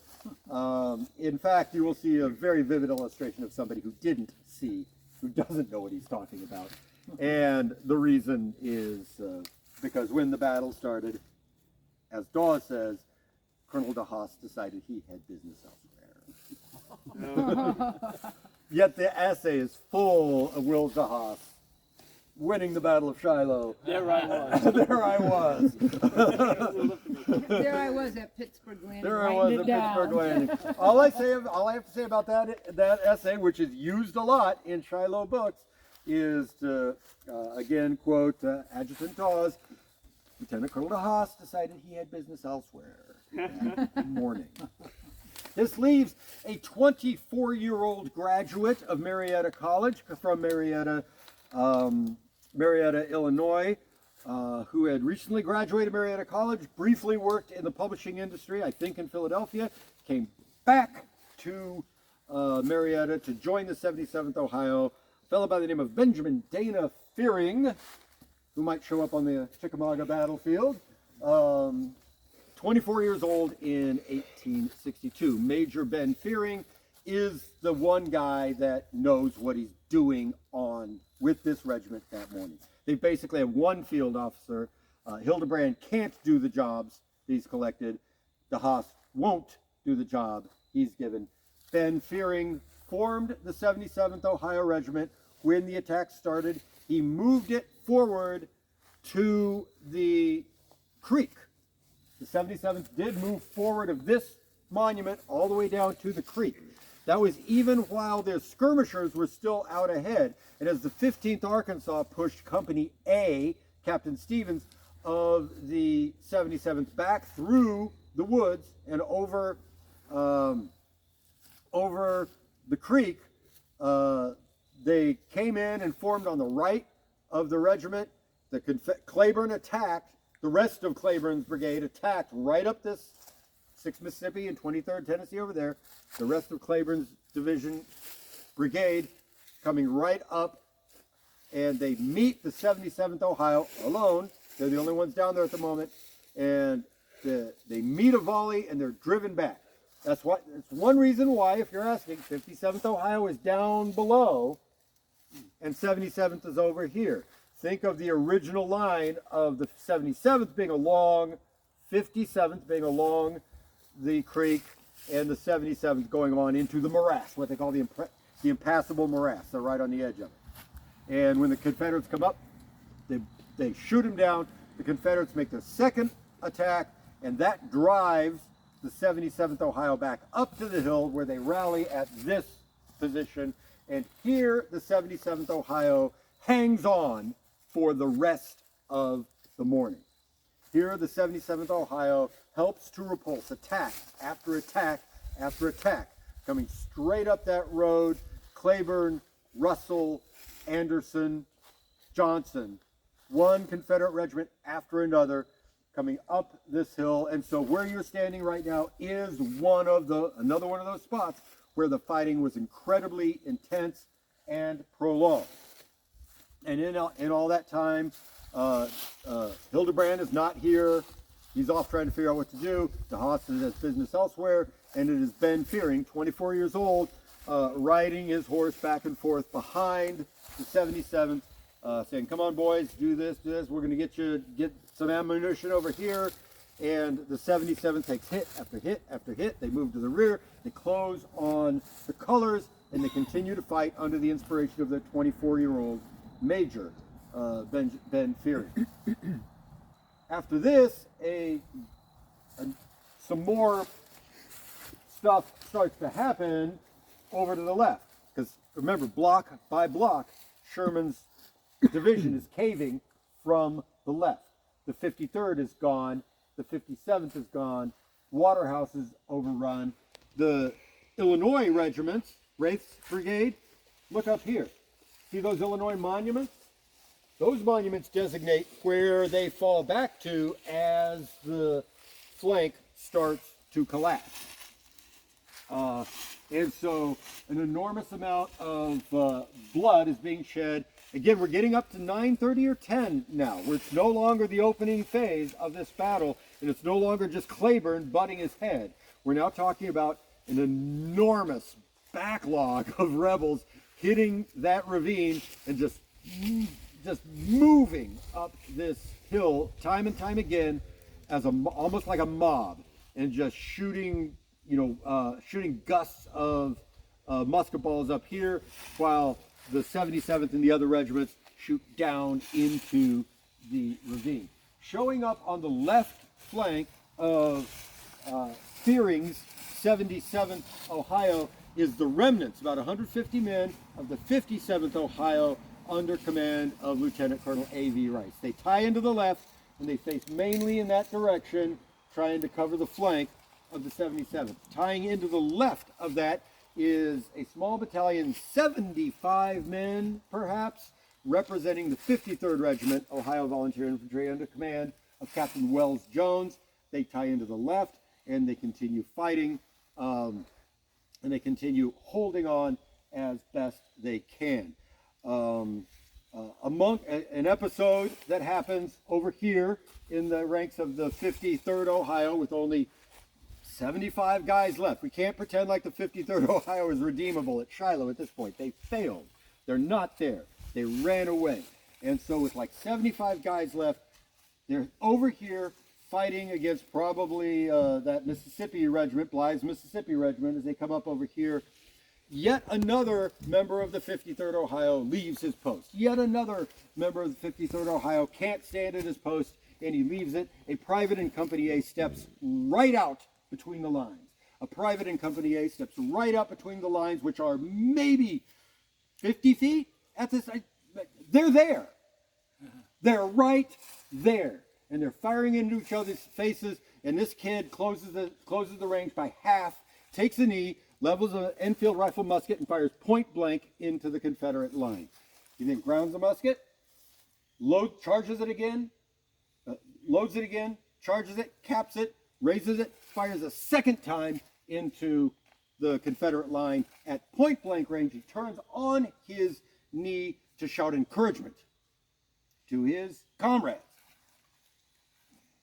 At that moment, sadly but predictably, he was struck in the head and killed instantly in what had to be spectacular trauma, and left lying between the lines. At that moment, one of the last officers still with the 53rd Ohio, a lieutenant, ran out between the lines, rolls the kid out of his harness, straps on the ammunition belt, picks up the musket, brings it back, takes the kid's place in the line, and continues fighting for him. Eventually fired 18 rounds out of the dead man's musket. It's a dramatic scene, but it doesn't change the outcome. The left is turned. One by one, they go. Finally, the last of the 53rd Ohio is swept from the battlefield. Rice is swept from the battlefield. Fearing's left is turned, and the 53rd, or the 77th Ohio, and with that, all of Sherman's 3rd Brigade heads to the rear, broken and beaten. Let's move on over here, and we're not going to go, I don't want to go back up the hill, so I want to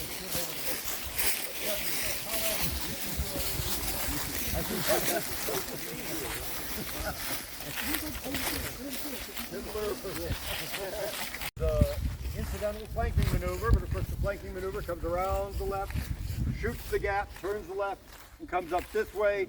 But those Confederates, like I said, 3 brigades. If you were to walk down to that bridge, you'd see those 3 red tablets set up one after another. The commission puts them there intentionally next to each other so that as you walk by them or drive by them, you see Claiborne, Russell, or Claiborne, Anderson, Johnson. You know, it illustrates 3 full, at least just there, 3 Confederate brigades, all balled up in that low ground, fighting their way through the swamp. And when they get out of the swamp, it's up onto this area and attacking straight up the hill. So what's stopping them in the road? Taylor's battery.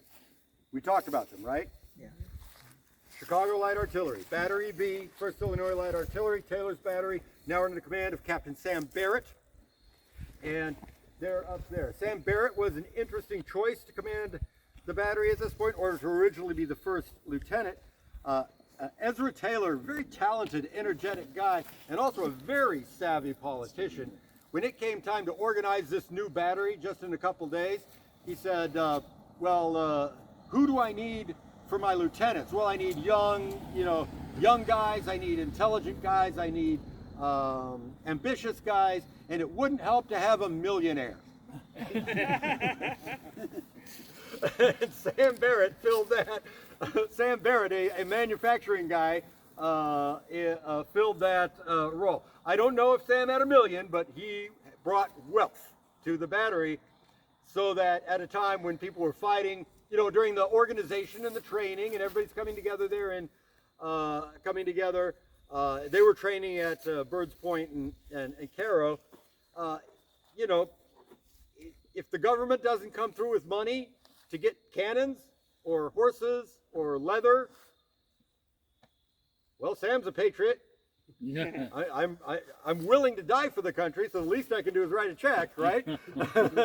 And so with this Battery B, with this advantage, that's part of the advantage that gives Battery B this head start over everybody. You know, they spend the whole summer of '61 training intensely, but they have their cannons, they have their leather, they have their forge, they have their horses.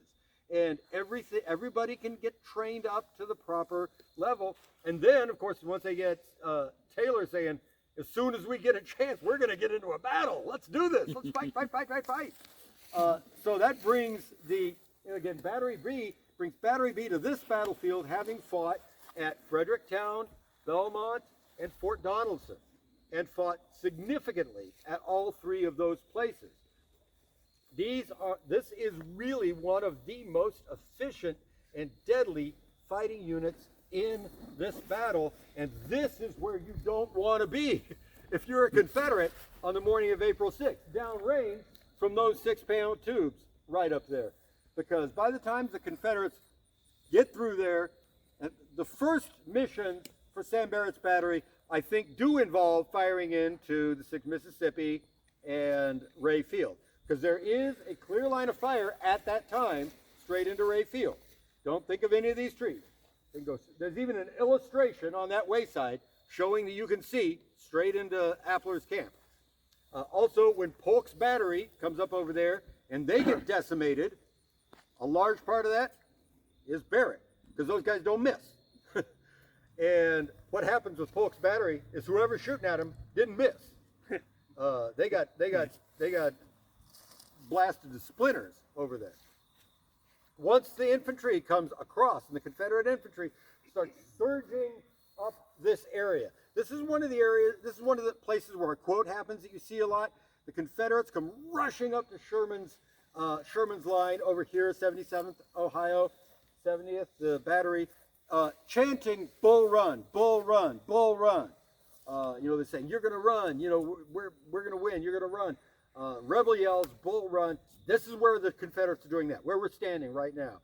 And they're rushing up onto that, and that is where Sam Barrett and his 6 guns and the men of Battery B start choking those tubes with double canister.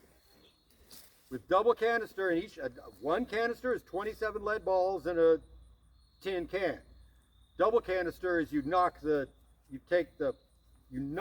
gunpowder charge off of one, then you put one in and you put the other one on top of it, so that it fires twice as many. You get half the range, but who cares at this point, right? This is most definitely the range. This is point blank, as they say when you put that aiming device on the cannon, point blank. And double canister from highly trained, experienced combat veterans. By comparison, let's just say the same mission that you would give to 6 machine guns in a later war, World War I or World War II, if you had 6 machine guns lined up down there, just raking this, that's what's happening. These guys can fire fast. These guys can load and fire fast, and they don't care about safety right now.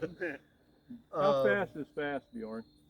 I almost around a minute. I would bet that, yeah, they'd have to fire twice in a minute. Twice in a minute. They'd have to fire twice in a minute to be fast. I'm talking about 1, 2, 3, 4, time, lanyard, pow.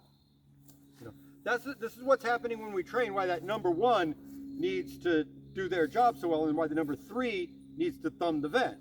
I know all of you may not know the details of cannoneering right now. You seem to know that process. We can't have an accidental discharge while 1 is ramming that thing home. And when they're going pow, pow, pow, pow, pow, pull it. They have to, the danger of that happening is more. But I'm guessing, maybe I'm wrong, but I'm guessing once or twice a minute if they're desperate like this. 2 rounds a minute would be danger close extreme. You're taking huge risks, but you can fire that fast. Yeah. Or typically 3 rounds every 2 minutes. Not even that. Most artillerists, if you have range, you want to be able to observe the fall of your shot. So, like Henry Hunt at Gettysburg, he wanted them to fire no more than a round every 4 or 5 minutes. Yeah. But obviously, but that's a much different tactical circumstance than we're facing here. Yeah. If So, nothing else, the smoke needs to clear so you can see the target. So, think of a battery firing a round every 2 to 3 minutes under normal field conditions, or I should say a gun. Now, you've got 6 guns, so they could choose to fire 1, 2, 3, 4. They wouldn't all fire as a mass discharge. The guns would fire sequentially or by section. Especially after they had observed the shot and decided they had the range, they would fire by section. Yeah. But in this case, you have Sam Barrett's battery, a highly trained killing machine, operating as a highly trained killing machine, and we are standing downrange of that. And this would certainly be one of the places where the Confederates were really very badly chewed up in their attempts to get up, capture that battery. The battery was never captured.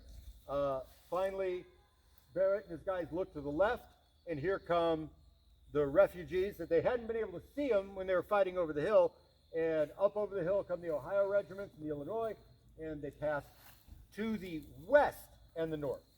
Remember, these guys can't retreat that way. The Confederates are coming up the left flank. The line of retreat is that way to the northwest, toward the swamps, actually. And so it is a huge surprise after winning for the entire morning when 10:15 rolls around and suddenly Barrett and his guys look to their rear into Shiloh Cemetery and it's filled with Confederates.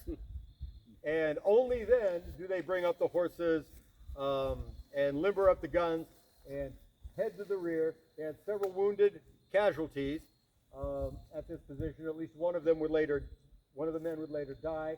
A number of horses went down, but ultimately they had to bug out to the rear, pretty much, I think, going through the pursuing Confederates. Get out of our way, Confederates! Let those horses come stampeding through. They finally made their way out to the rear, but during the time they were here, especially during the most intense attacks on this position, maybe 9 to 10 o'clock, 9 to 10:15, they dominated this part of the field. And any Confederates that came up the hill were driven back into the swamps, and the ones that did not return to the swamps were lying where we stand now. All right. Let this guy go. Hey, Bjorn, go. I'm going to have to depart on you here. All right. I got to go home to Chicago. All right. I couldn't to post dates. Okay, but The bus tour, on Friday we do a bus tour. That fills up very quickly. Yeah. Saturday, it's wide open. Anybody can show up. I don't charge anything.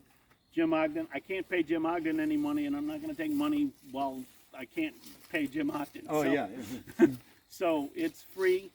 We generally have anywhere between 30 and 50 people. And we do exactly what Bjorn is doing here. We do detailed tactical walks of specific actions. We're going to look at Sheridan's division on September 20th. Okay. The Friday bus tour goes down into Macklemore's Cove. Going to do some stuff with Union Cavalry operation. Unfortunately, Chickamauga has a very large cavalry battlefield, but it's not preserved. Oh, yeah. There's a it could have a South Cavalry field added to it very easily, and we're going to look at some of the cavalry fighting on Friday. Excellent. Thank you. But this has been a really great time. Yeah. I haven't been. I've been on Shiloh a number of times. I've been with Tim a number of times, but I haven't done one of these or an anniversary hike, and so this has been. This is right up my alley. All right. Glad you joined All I can add is what he said. There you go. Yeah, thank you. Safe travel. Guys, have a great day. Safe travel.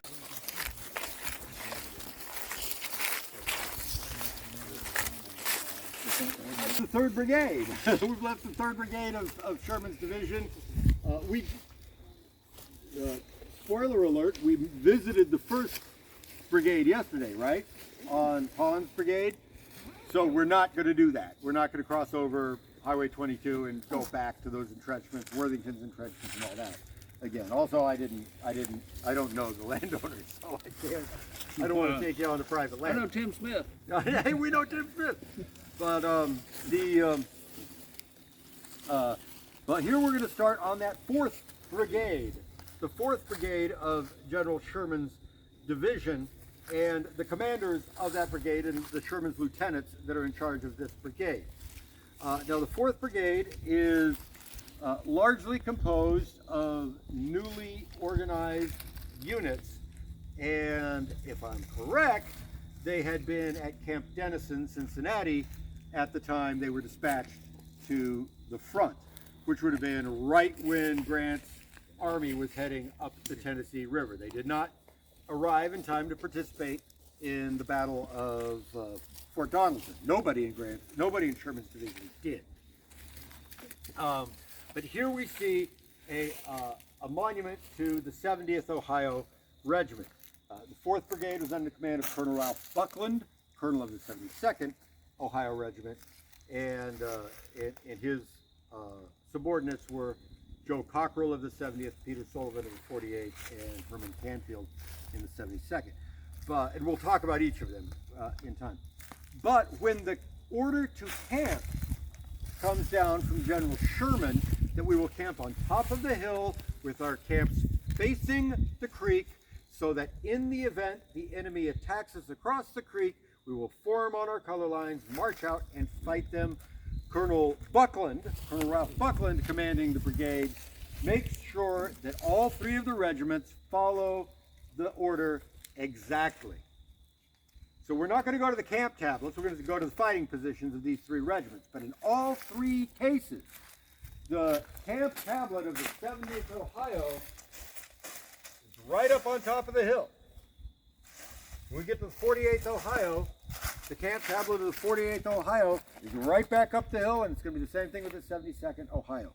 This is where the plan that General Sherman made was followed, and this is where the plan that General Sherman expected to happen in the event of a Confederate attack, in the unlikely event of a Confederate attack. This is where the plan worked. There are actually stories that are much easier to tell quickly because the plan worked.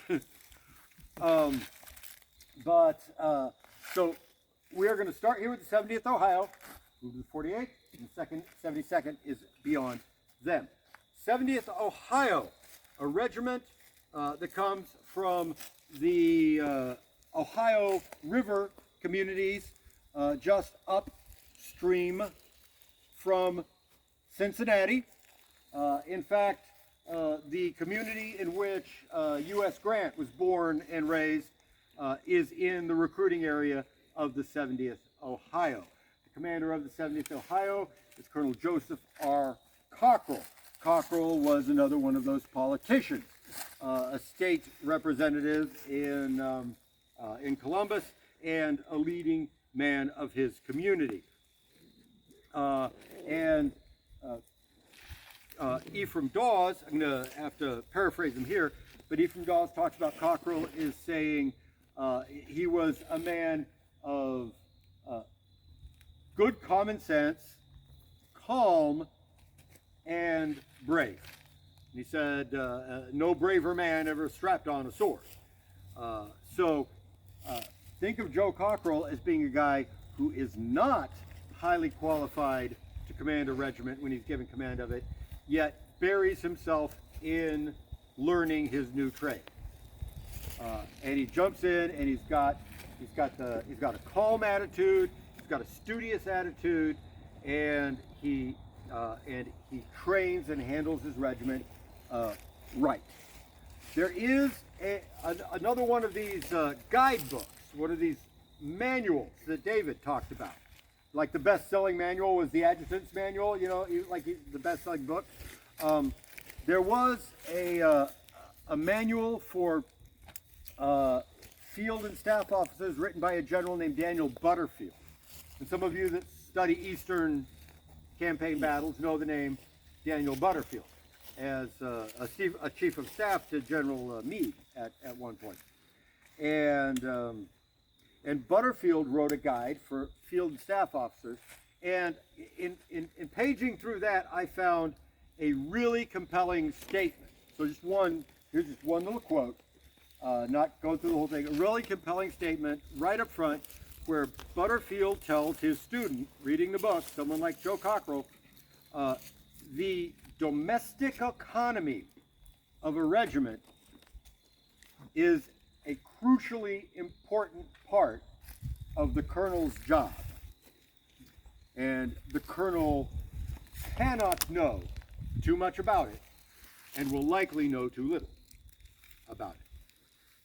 So if the colonel is reading his regulations, Cockrell does, Appler doesn't, he knows in the first couple of pages it is your job to manage the domestic economy of the regiment. I like that phrase because, again, that brings almost back civilian life. This is a city, right? I said that this is a city. It's just a temporary city. And all of the jobs that are required for public health or organization or administration of a city are needed here. And I think Joe Cockrell understands that. Maybe it's because he was a politician. He understands that it is important. The management of the day-to-day activities is important.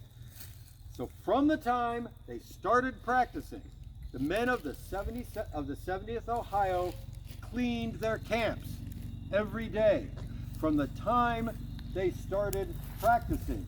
They took their manuals and they learned if they could find enough wood at all, they would build bunks so that they wouldn't sleep on the ground. They would sleep above the ground, even if they had to fashion it themselves out of stuff they found.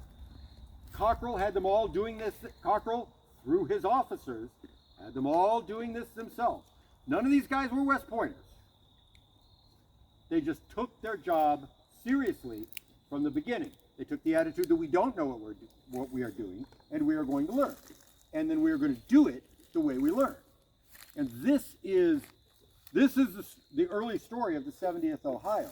The early story of the 70th Ohio, even though Dawes says that there's no braver man ever buckled on a sword, Joe Cockrell started saving the lives of his men from the day they signed up by being a good, calm, thorough, organized administrator.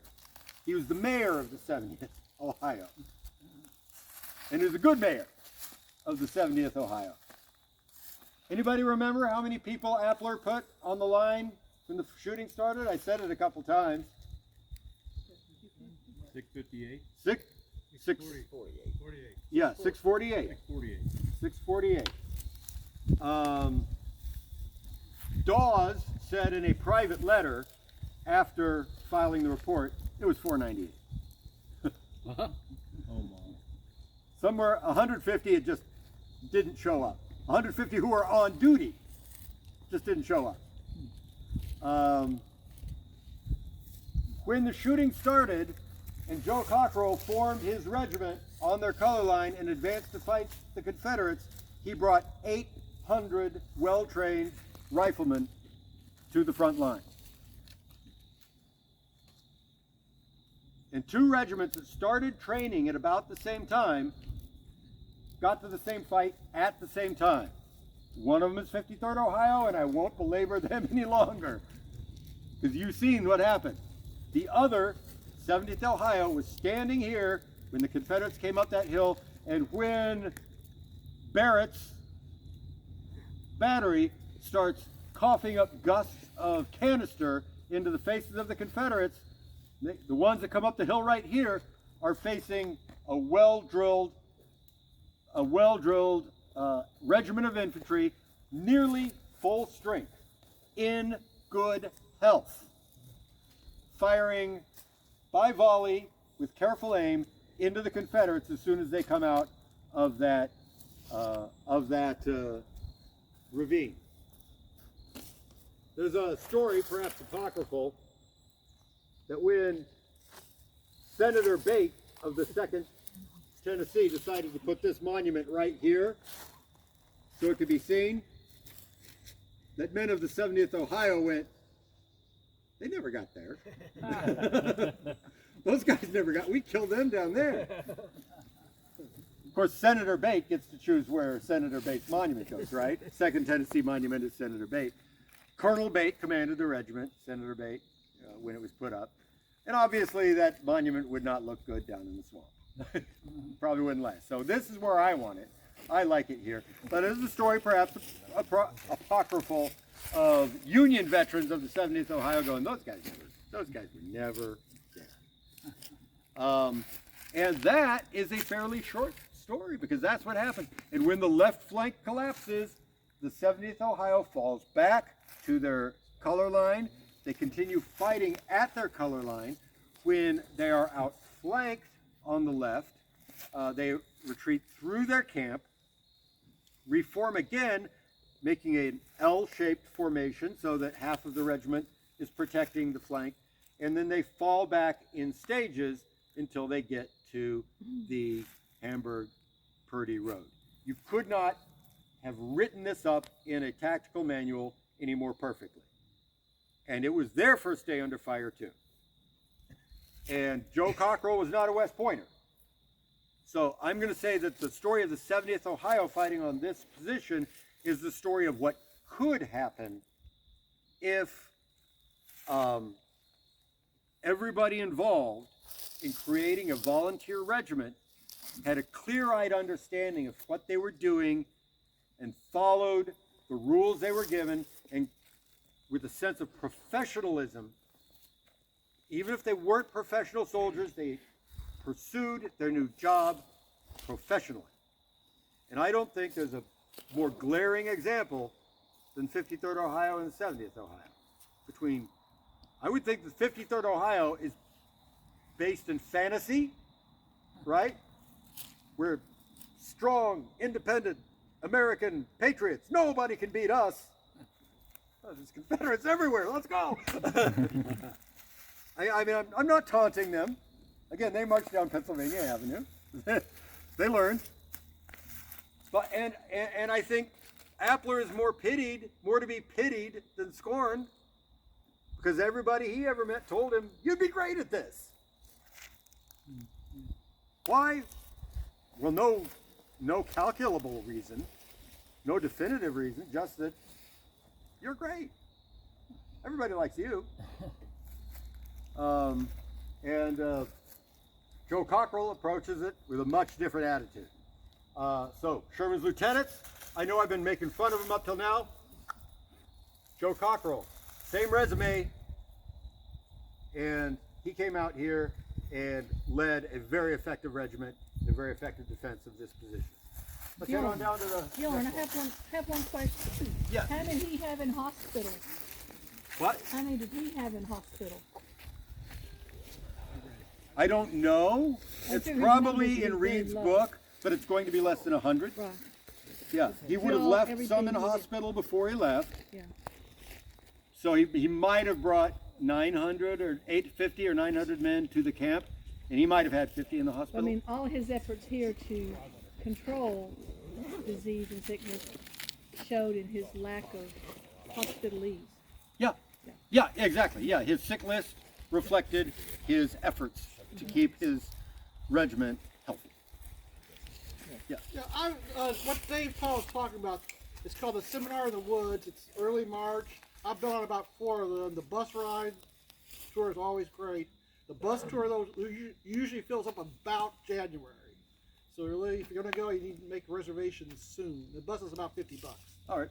I'll post the web address on the Shiloh Discussion. Oh, Andy's done it. Well, I've gone the last 13 years, and Dave's too modest. I mean, it's top notch. The man's published 6 books on Chickamauga. He told me a while back he's written over 1 million words on Chickamauga. That ought to count for something. Yeah. The bus was about half full as far as people sending their money in, because I always send it in early.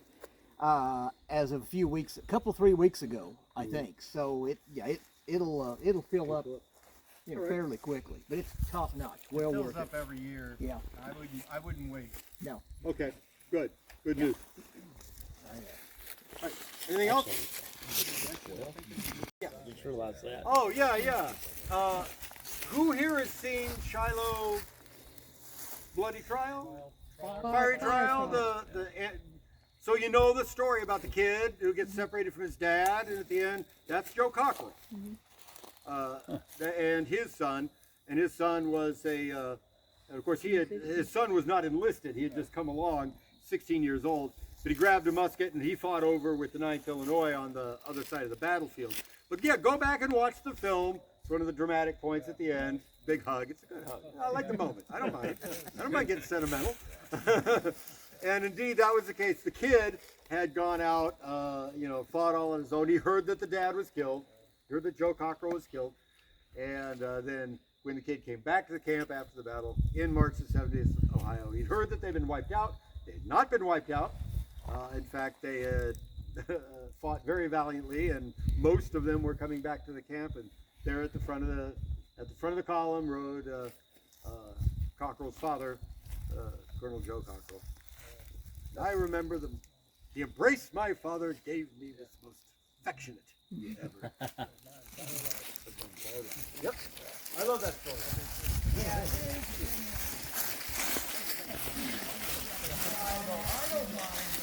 Are commanded by a chap named Colonel Peter Sullivan. And I believe, to paraphrase E.C. Dawes, Colonel Sullivan was an odd character. Peter Sullivan was an odd character. And I know a little bit about Peter Sullivan. I've read some of his writings, some stuff like that. Yeah. Peter Sullivan was an immigrant, an Irish-born immigrant who moved to Cincinnati. He did not have the benefit of education, and he moved to Cincinnati, and he opened a business. I believe it was wholesale goods or something. He was a tradesperson. He was a merchant, and from nothing he built a great business. And that business was important to the community, important to the Irish immigrant community, and he was a very valuable person and a leader of that community. When the war started, Peter Sullivan, intensely patriotic, stepped forth and just started recruiting. And the 10th Ohio Regiment owes a lot of its organization and recruiting to Peter Sullivan, although Peter Sullivan did not join the 10th. He was out there giving speeches and rallying the people up. And then finally, when it came time to raise another regiment, he may have even done this twice before he got around to these guys, he raised the 48th Ohio Regiment. Now this is going to be very specifically a Cincinnati regiment. So we said we've had a Southern Ohio Hill people and river people in 53rd. We've had Western Ohio in 57th, Prairies maybe. We've had 77th Ohio, which is Marietta in Washington County. And now we have a city regiment. The 48th Ohio is recruited in the city of Cincinnati by a merchant of the city of Cincinnati. Another guy who doesn't know much about raising or training a regiment, and he's basing his leadership credentials on, I'm a man of the people. I'm a man. So this is a different kind of man of the people. The other guys are these pioneer guys, going to go into the West and chop down the wilderness.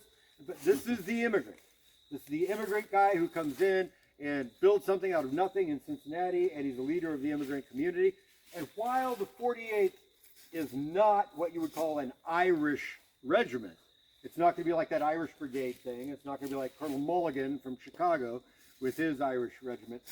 A lot of Irish guys are in it, but mostly it's Cincinnati. That's the community orientation of this regiment. We are going to show what Cincinnati can do in the field. Now, some of the odd characteristics. Peter Sullivan is very unimpressed with people who are born to money, since he made it himself.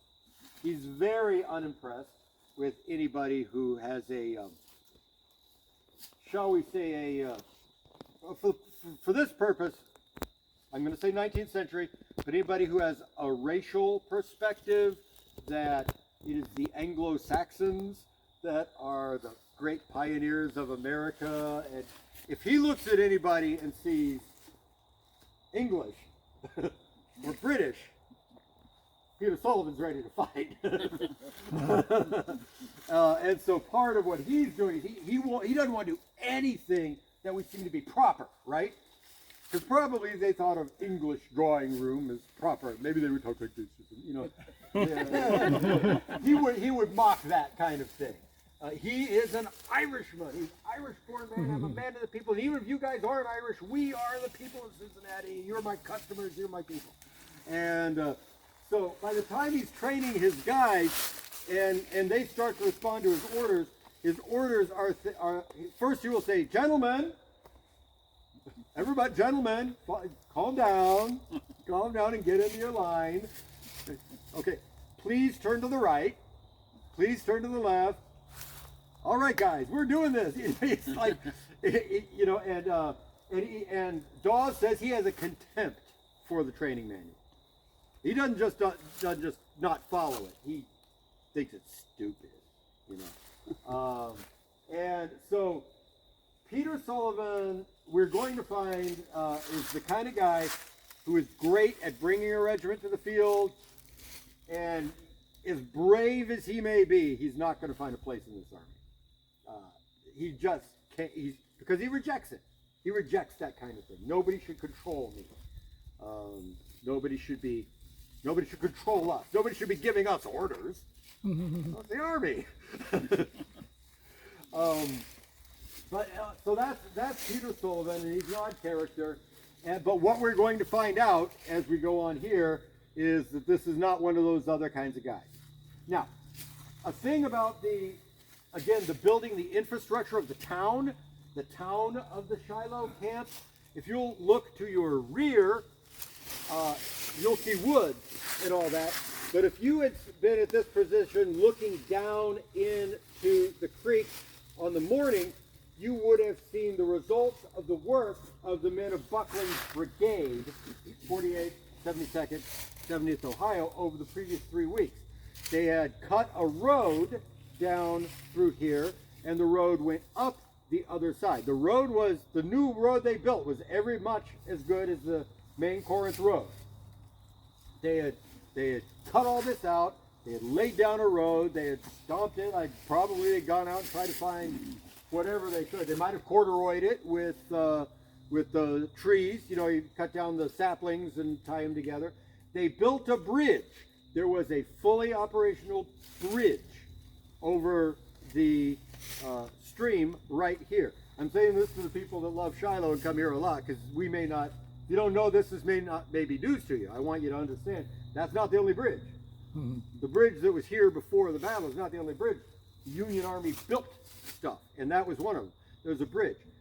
So when the shooting started and everyone fell in on, all these 3 regiments fell in on their line, the first order that came from Sherman through Buckland to Colonel Sullivan: advance your regiment and protect the bridge. Advance your regiment and protect the bridge. He's not talking about that one. He's talking about this one, the one we've built. And so the 48th, like the 77th over there, but not connecting with them at all, advanced all the way down to the creek. And when they first met the Confederates, they were at the creek. And when they got to the creek, the Confederates were already in it, and the Confederates shot them in the face as they approached. And so the 48th sort of had to fall back, retreat back up from the creek to this position, and this is where they stopped and rallied, linked in on the left, their left with the 70th, linked in on their right with the 72nd. But there's this preceding chapter that I want you to understand about the 48th, because it had to do with, there was a road here, and there was a bridge down there over the creek. Now, once the Confederates had made it through the swamp and over the bridge, they came up the hill, and the story is the same as the 70th Ohio. The 40th Ohio took position right here, like that guy, aimed down into the branch, and fought the Confederates.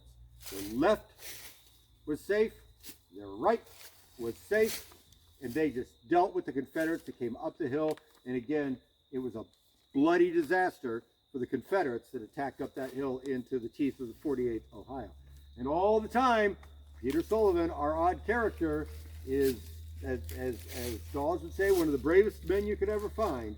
And he's right up behind, riding the line, right up behind his guys. Come on, boys, come on, gentlemen, stay in there, give it to him, gentlemen. And as they begin to fall back, they fight their way back, fighting and falling back through the camp. Again, they fall back because the 70th falls back. The 70th falls back because they were turned, their left was turned when the battery fell back, which fell back after the 77th. You see what we're doing here. The blocks of Sherman's position are falling one at a time. But while the 3rd Brigade falls apart and flees, the 4th Brigade falls back by stages. First to the camp, fight at the camp, fall back through the camp. When the Confederates attack through the camp, fight them then, right? Fall back more, fall back again to the Hamburg-Purdy Road. And again, also while doing that, evacuate the sick from the camp and all the rest. Sullivan, as far as domestic economy, Sullivan probably did about average.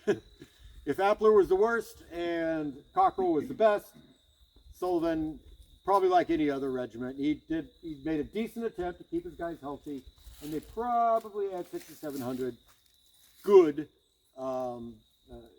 riflemen that marched into this battle and fought. A lot of these monuments say how many they had. I don't know why I'm guessing. No, this one just has the loss. This just has the casualties. But again, the very valiant stand by the 48th Ohio, and that's in terms of their mind, that's Cincinnati. Cincinnati making it stand up here, and of course Peter Sullivan, a man of many good qualities of head and heart, but an odd fellow. And again, Peter Sullivan does not advance in. He's not one of Sherman's lieutenants who advances. He had great qualities, but this is just not a guy who should be in the Army. This is just not a guy who should fit into a table of organization. He quite simply has contempt for the fact that there is a table of organization. And so eventually he will go, and the 48th will fall under command of other people, Colonel Job Parker. How badly was he wounded? He was shot in the head. But he was one of those guys that got shot in the head and shows up 10 minutes later with a bloody bandage on it, saying, "Come on, guys, let's go." And I think on the second day he might have got shot in the arm. They shot that guy up. And but he came back. He came back and returned to command. All right, let's head on down. Final stand on this program, and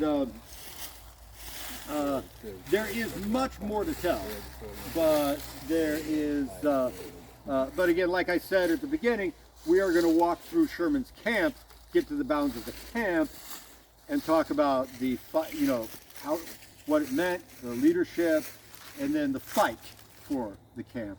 So once we leave the camp bounds, that was kind of the end of my plan. There's lots more to talk about. So, but this will be our last stop, and it is the monument to the 72nd Ohio Regiment. And again, like the other two regiments in this brigade, you will find the camp marker up here at the top of the hill. Again, they were camped exactly as Sherman ordered, with their left connecting to the left, to the right of the 48th, and so on and so forth. And then when the battle started, the 72nd marched out to this position. Now the 72nd was the regiment organized and commanded by Colonel Ralph Buckland. Colonel Ralph Buckland was the colonel of the 4th Division, 4th Brigade, 4th Brigade of the 5th Division. Colonel Buckland, compare him to Colonel Hildebrand, who we were laughing at over his preposterous idea that he could be a brigade commander and a regimental commander at the same time, and nobody else could do everything, I'll handle everything. Buckland, an attorney, had, as soon as he was assigned brigade command, had put together a very competent staff, and then he took command of the brigade, and he left his second in command, Lieutenant Colonel Herman Canfield, in charge of the 72nd Ohio Regiment. So this is another case of things working the way they're supposed to. A guy gets promoted to brigade command based on his capability and his proven performance, and then he turns over command of his regiment to the next in command and takes over the brigade, the 4th Brigade, Colonel Buckland. Colonel Buckland, I do believe Colonel Buckland and Lieutenant Colonel Canfield were also law partners, and thus close personal friends in civilian life, and they both came into the war together. Where are they from? Is it Buckeyes here, Ohioans? Anyone know where the town for the Rutherford B. Hayes home in Presidential Library? Everybody on YouTube is going to know it. They're going to go, "Oh, none of you guys know." It's that one. It's that neighborhood. And so, and I believe they are, both of these men, I believe, are acquaintances with Colonel Hayes of the 23rd Ohio as well, and also an attorney working in the same area. And so Buckland and Canfield recruit the 72nd Ohio and they come to the field. And they're part of the 4th Brigade. On the 4th of April, 1862, when the Confederate cavalry starts this skirmish by attacking troops that had been training out beyond the camp, it was the 72nd Ohio under Colonel Buckland that marched out and fought that skirmish. Okay? And I do believe Major Crockett, 3rd in command of the 72nd Ohio, was captured in that skirmish. So now, on this morning, Lieutenant Colonel Canfield is the only field officer with the 72nd Ohio. So the battle starts.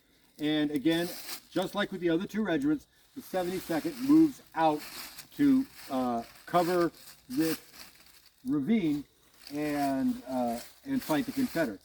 Now, something we may not have noticed as we wandered around through these ravines over there and along this trail, as we move toward the west,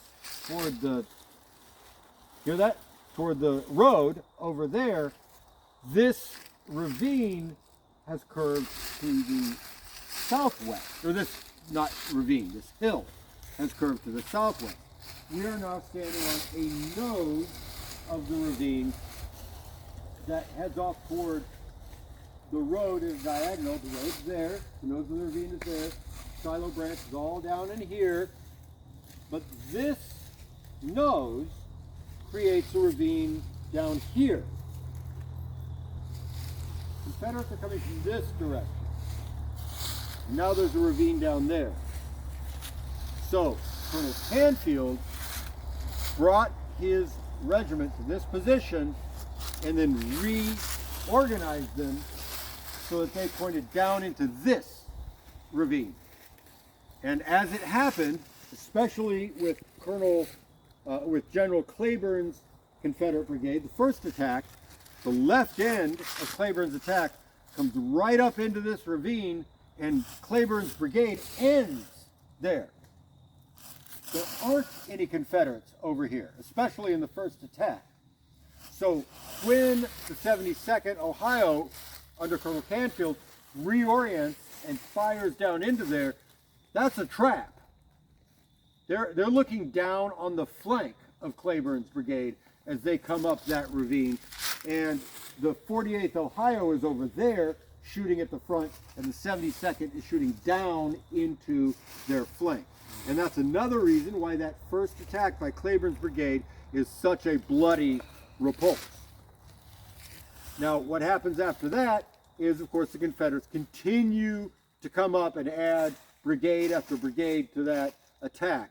Of course, they're turning the left flank, but also there's this overwhelming amount of Confederates coming straight up, and now they're coming from over here too. And so the 72nd Ohio gets into, in the first phase of the battle, they have this great advantage on the Confederates and they shoot them down. But then as the Confederates come up here, they really cut up the 72nd more. Off to our right, if we went far enough and went back a day to one of the first stops of Pond's brigade, we came down and we crossed the road and we went to the blue tablet for the 40th Illinois Regiment from the 1st Brigade. The 40th Illinois had been pushed out as skirmishers in front of McDowell's brigade, and thus they skirmished with Pond. Okay?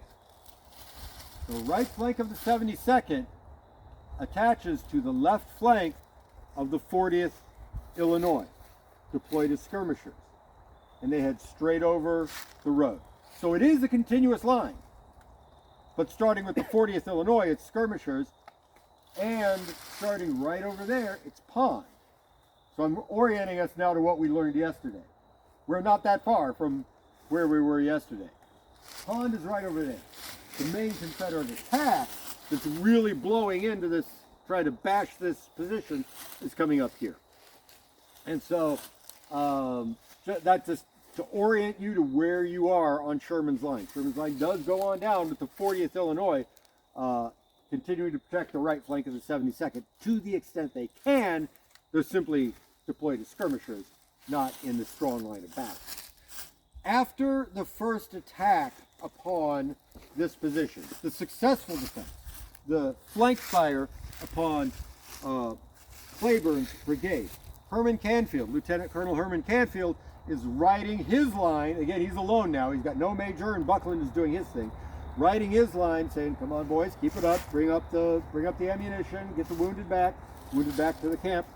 As he gets down toward the right flank of his regiment, and he's turning around, he is struck underneath the armpit by a mini ball that comes from the side, passes through his body, and he is wounded, and he's pulled down from the horse by some of the enlisted men and carried to the rear, and he's coughing blood, and he can't communicate, and it's clear that Herman Canfield has a wound that is a mortal wound. He's going to die.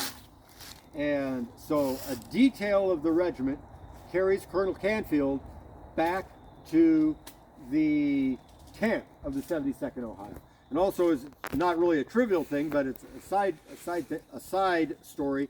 The flag of the 70th Ohio is also taken back to the camp as the regiment starts to retreat. They want to protect the flag. Well, the officer that takes the flag back rolls it up and puts it in a wagon, and then goes and does something else, and then they forget to take the flag when they fall back. As a result, the flag of the 72nd Ohio ends up getting captured by the Confederates. They don't like that. That's a disgrace for a regiment to lose your flag. But that did happen. And then they continued to fall back fighting, like the rest of Buckland's brigade, as through their camp to the Hamburg-Purdy Road. Herman Canfield, specifically, the detail that was trying to carry him back, he couldn't travel. He couldn't travel. He begged them, "Leave me, just let me die." They wouldn't do it.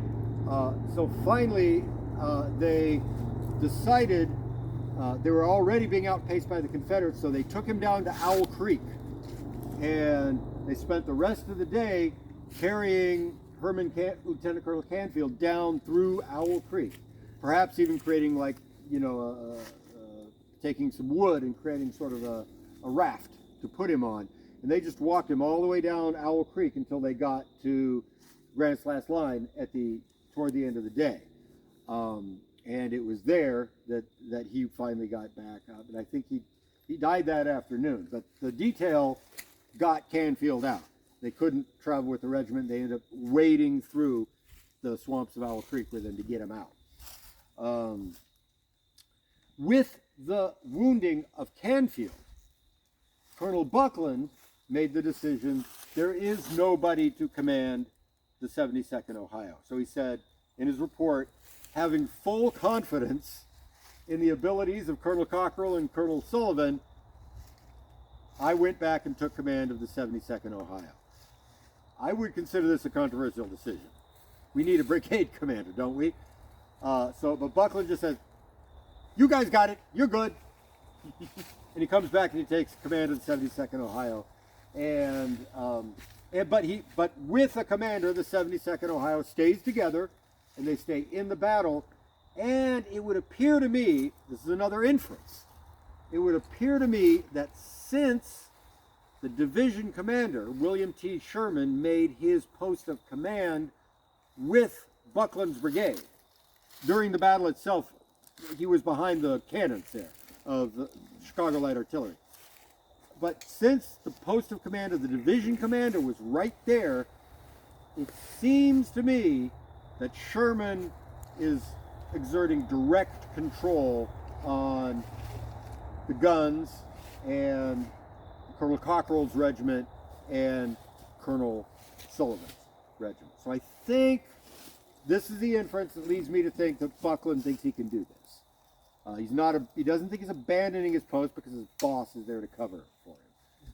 And probably Sherman knows. This is probably with Sherman's, but Sherman doesn't say it. Buckland doesn't say it. I'm not going to pretend that this is something. This is one of those inferences with evidence underneath it that I think probably, it seems to be true. It passes the sniff test for me. That probably Sherman is okay with, because Sherman is directly assisting Cockrell and Barrett and Sullivan in their positions. Finally, the 72nd falls back. Canfield dies that night. Sullivan or Buckland leads the 72nd through the rest of the battle. Now, we've learned a lot about the 1st Brigade on the first day, so we're not going to cover them today. This is why we're going to wrap up this walk right now. That and the fact that I am hungry and it is time to wrap up this walk. But let me just say, if I've made a point here, if I've made some points this morning, we've learned some things. They have to do with the battle, with the social aspect of the camp, the domestic economy of the division that's here, and some stuff about America and about the attitudes that Americans had about themselves in 1860. And some of them we might recognize. I'm not going to say anything about 2021, but some of this stuff might be stuff we like to think about ourselves because we're Americans. Independent, strong, common sense, have strength of purpose, strength of character. But that can be a fantasy. It only goes so far. And I'm not making a 2021 illustration now, I'm making the 1860 illustration now. In 1860, we are strong, independent, common sense pioneers, and we will cut our way through the howling wilderness and create a new civilization that will be America, and we can do anything because, by gosh, we're Americans. Well, we can't do anything, 1860 guys, you can't do anything if you won't do the homework. You can't do the, and we do, and I'm not just cutting on them on that. They have an idea in their mind that we have broken from Europe.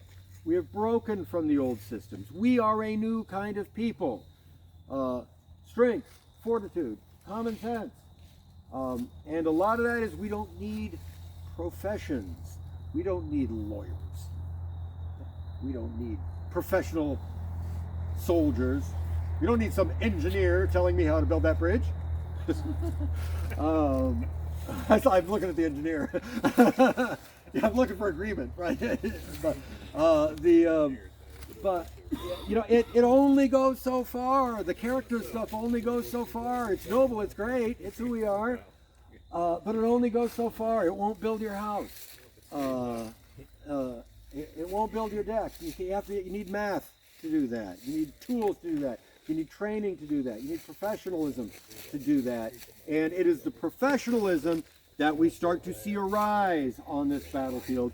And it is particularly interesting to me that the men who specifically embody the old-fashioned frontier American, Appler, Hildebrand, Dawes, to some extent, people like Peter Sullivan,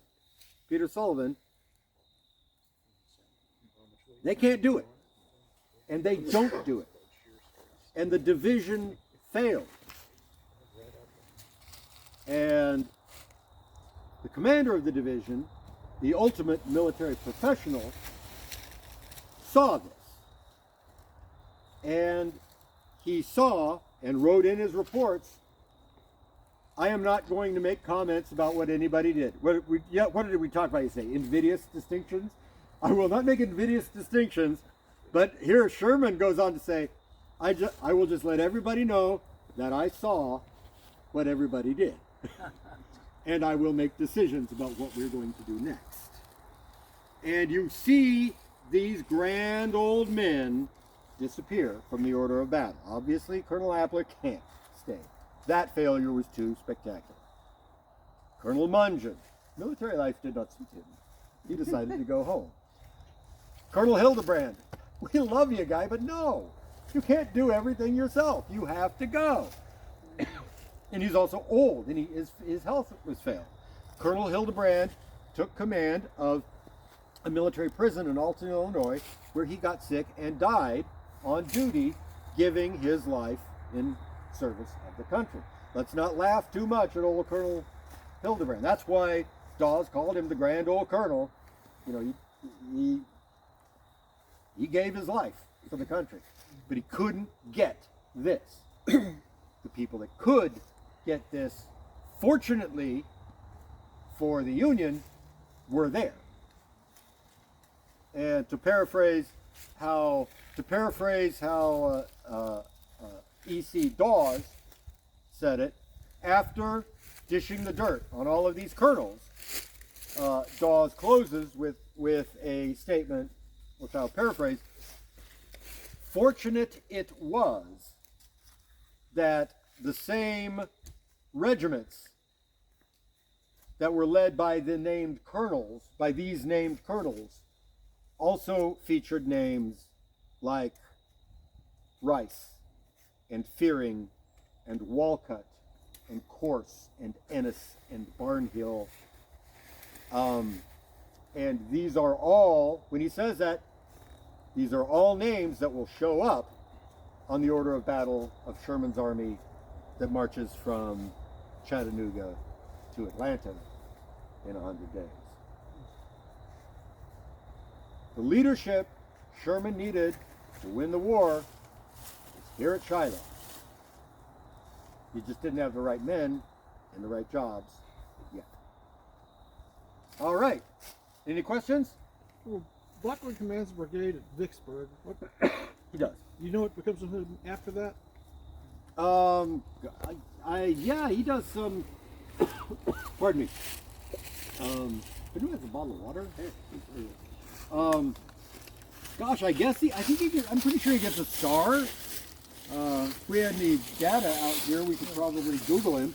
Over to the left, everything's collapsing and falling apart. Yeah. If you didn't get the ship this way, you start to see some of that new.